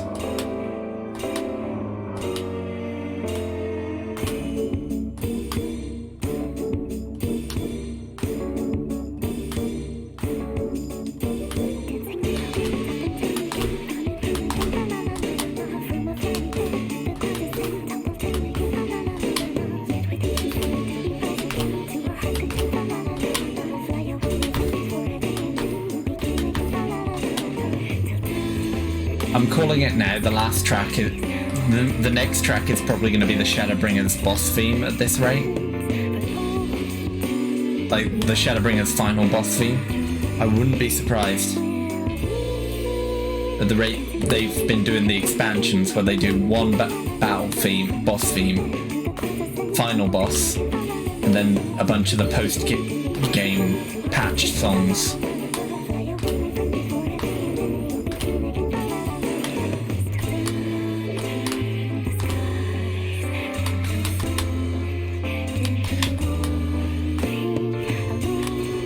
This was such a weird track to hear for the first time, especially when, the first time you hear this is in a boss.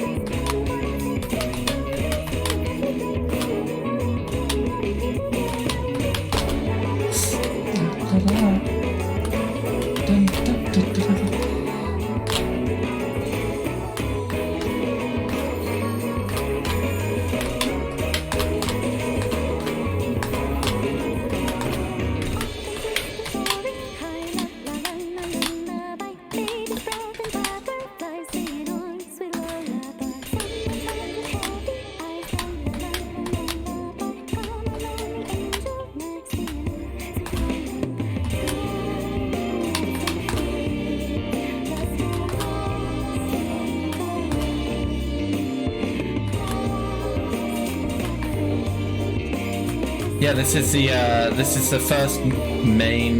first like trial boss theme in Final Fantasy XIV Shadowbringers.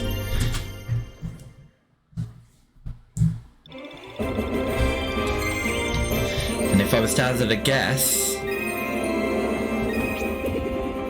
the next track is probably going to be the final boss theme for Shadowbringers. I can't remember. Is it something Shadows? Who Brings Shadow? Yeah, it is. It's the final boss theme for Shadowbringers against good old Emmett Selk. Well, Hades. Oh. And we've got Amarot in the background.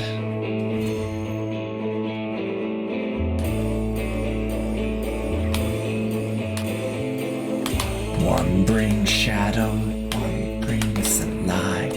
Two-toned echoes tumbling through time. Fruit schools.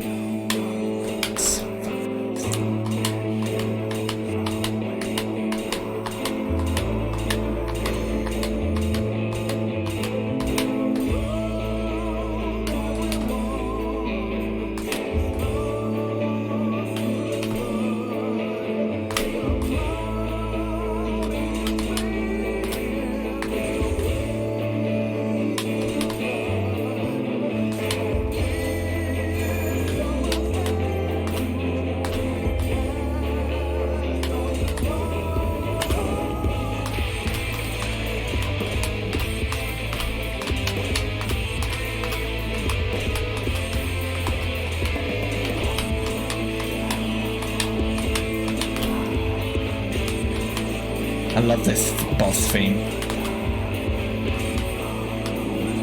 Yeah. Most of the boss themes in 14 have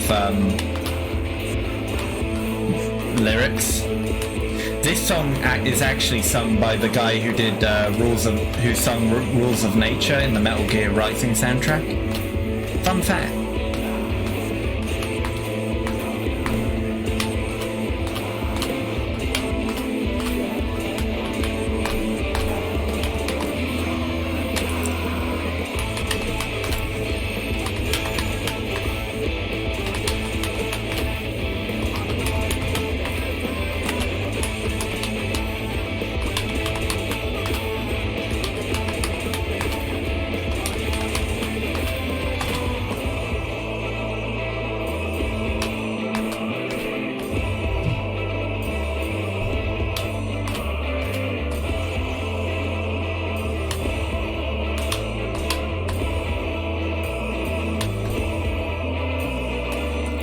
This was such a cool boss theme to hear, because it's basically a boss theme version of the main Shadowbringers theme.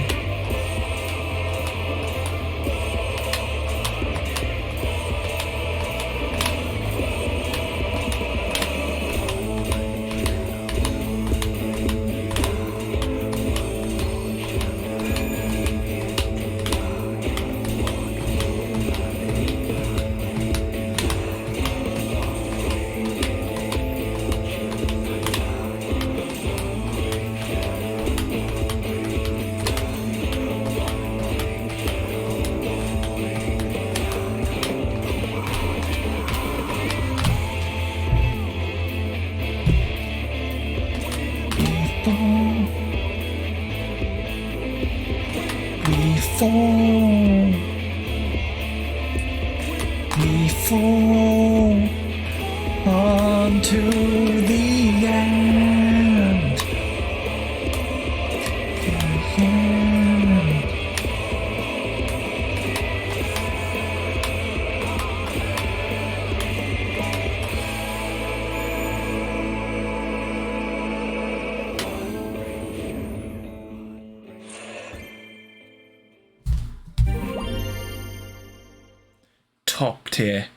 Top tier track. Mwah. Pion sugoi desu.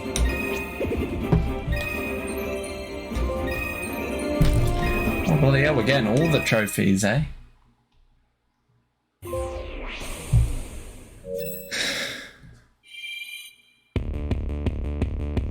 Oh, we're onto a long fall.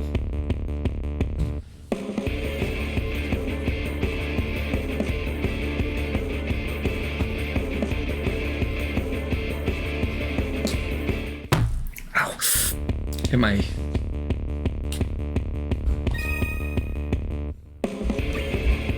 This is one of the best. I say one of the best for pretty much every track that we've been playing through for the last 10, like the last hour. But this is one of the... When Shadowbringers released, this was one of the tracks that everyone like jumped on and said, this is top tier.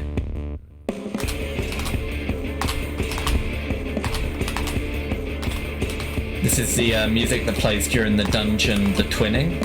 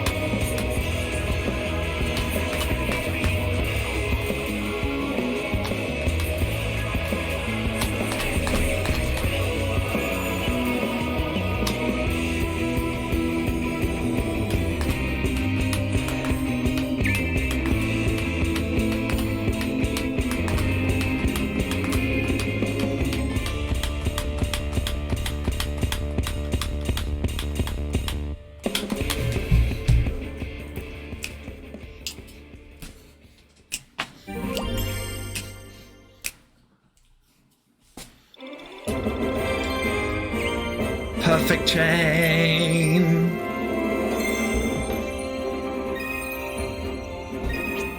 Top tier track. Top tier track. Now, what are the next tracks they're going to throw our way? So there's 2 more tracks left. What are they going to be?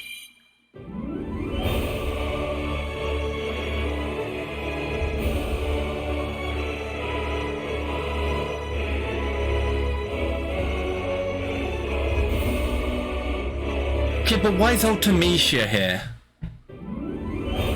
I don't even remember where Promises to Keep plays. Is this a track from the Eden raids, maybe? Which...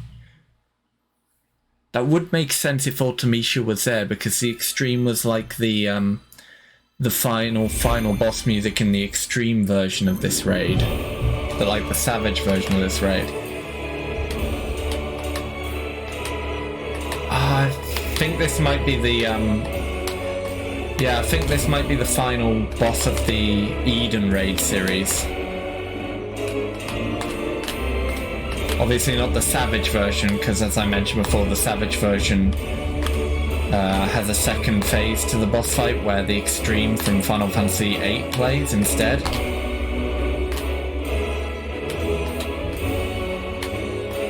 It's the only thing I can think of this being.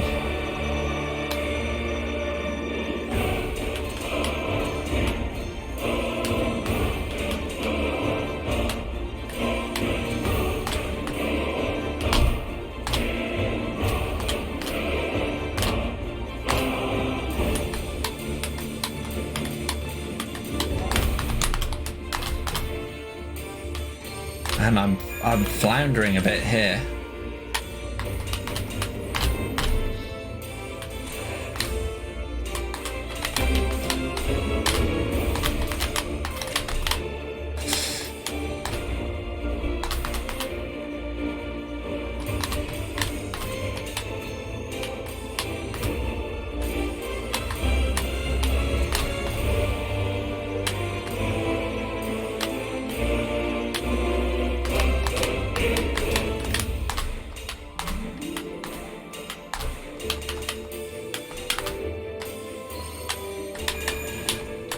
I guess when the Nier DLC is released for Theatrhythm, they'll add a couple more Shadowbringers tracks by proxy, considering the 24-man raid series in Shadowbringers was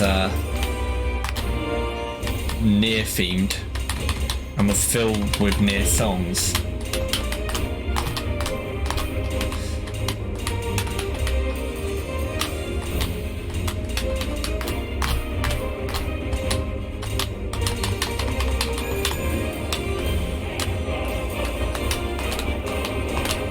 Again, when was the last time we had a bloody field theme in this game?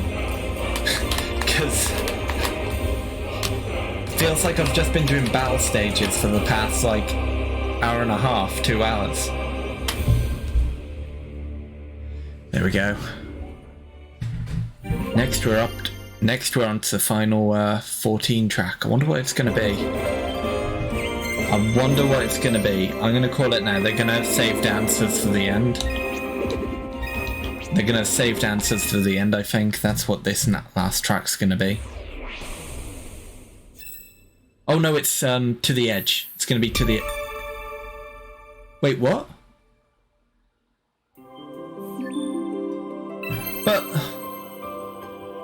Okay, we unlock answers as a...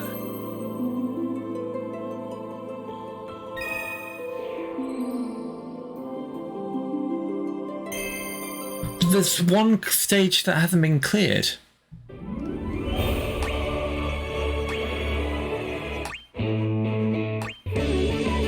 Did I miss one?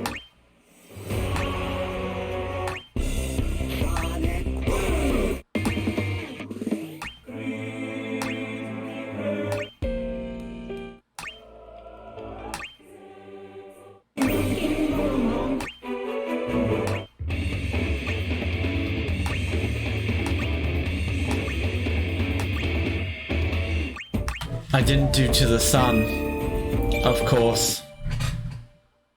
Okay, we'll do this one and then we'll do answers, because we unlocked the video stage of Answers. So Answers is in the game. And I was kind of right that that would be the last one, but like, it's kind of weird. Promises to Keep is like the last one in this, you know, in this title section, because like, I'll be honest, Promises to Keep is probably the most forgettable, one of the most forgettable tracks in Shadowbringers, to the point where I forgot it was even a track to begin with. And also there's like a bunch of other Shadowbringer stages that I think would be better for the final, like,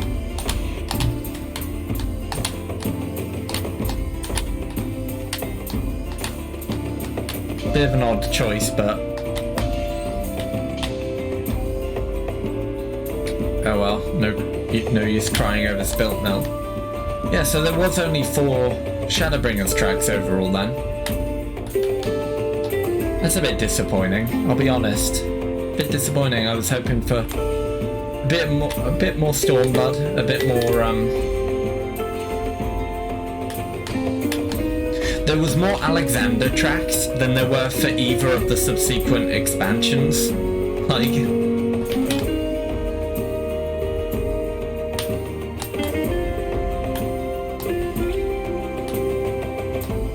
just to give you a bit of context, each of the expansions has about 150 tracks in its track list.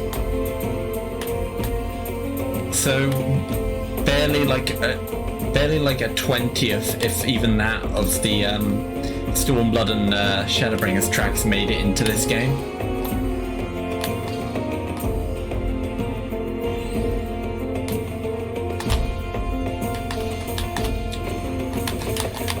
I see why it's averaging a 90 on Metacritic now and not at 100. For shame.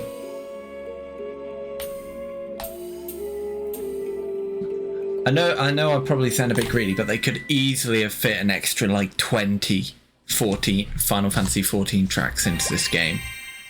Like, I understand you don't want to be too, you don't want to overbalance it with 14 tracks, but at the same time, 14 has like 10 times the amount of tracks than any other game in the series.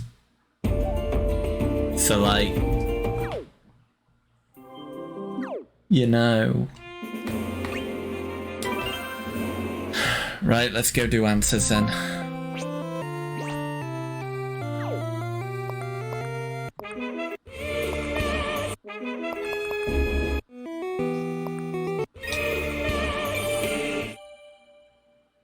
You're gonna make him release 50... Yeah, I'm gonna make him release 14 DLC packs. Here we go. This is gonna be cool. This is the first time we're doing a video stage.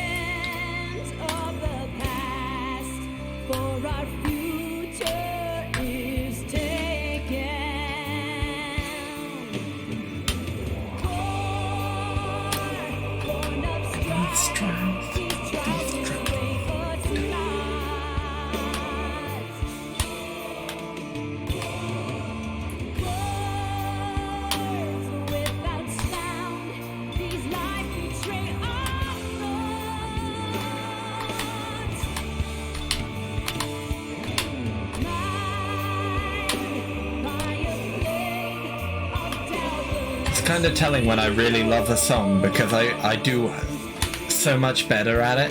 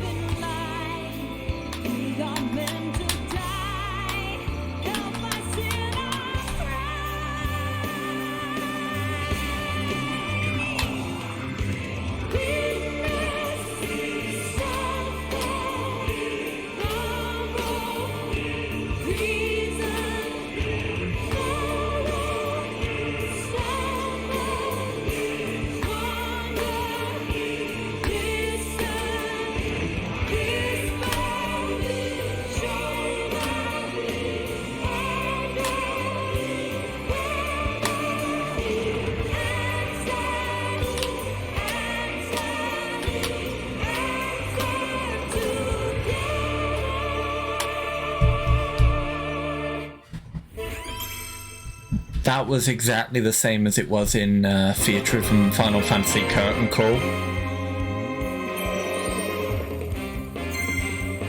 Oh, this is a different victory theme.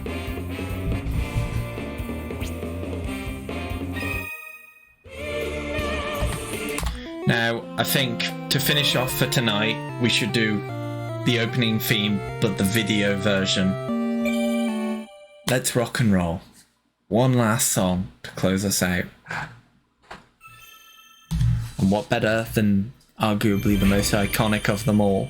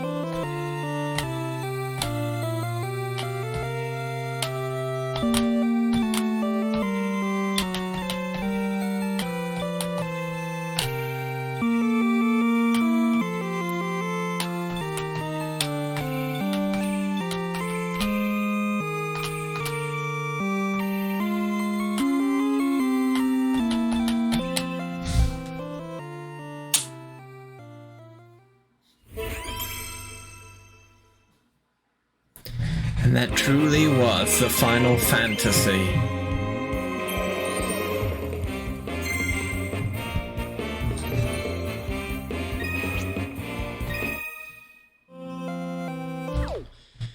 But I think now's the best time as ever to wrap up the stream, so thank you for joining me for today, guys, for this brief, well, I say brief, but we've been playing for 4 hours now, this deep dive into Final Fantasy, well, Theatrhythm Final Bar Line. It's available on PS4, Nintendo Switch, and it releases officially tomorrow. You can get the deluxe edition at digitally from the PlayStation Store or the Nintendo Switch eShop. You can get the Season Pass as well on those two systems as well. That includes tracks from Nier, The World Ends With You, Nier Automata, the Saga series, Xenogears, probably some others that I'm forgetting. No, actually I don't think Bravely Default's in it. Octopath is though. Yeah, I'm not sure whether I'll play this again on stream. Not sure, probably will, but I'll probably be playing quite a bit of it in my own time. Do the pick up and play nature of the game.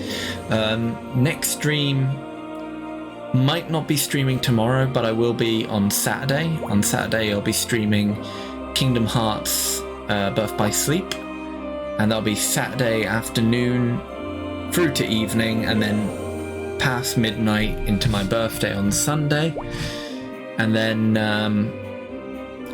sometime next week I'll be streaming the PSVR 2, so look forward to that.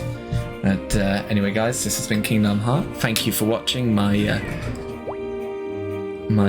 sort of comeback stream of sorts. I hope you enjoyed, and I will see you next time. Bye for now, and let your heart be your... Oh, wait, no, it's may your heart be your guiding key. See, I've even forgot the bloody iconic phrase that I always close my streams out with. That's how long it's been. But yeah, see you guys, and see you, Olu. Thank you for chatting along throughout the stream. And yeah, may your heart be your guiding key. Farewell.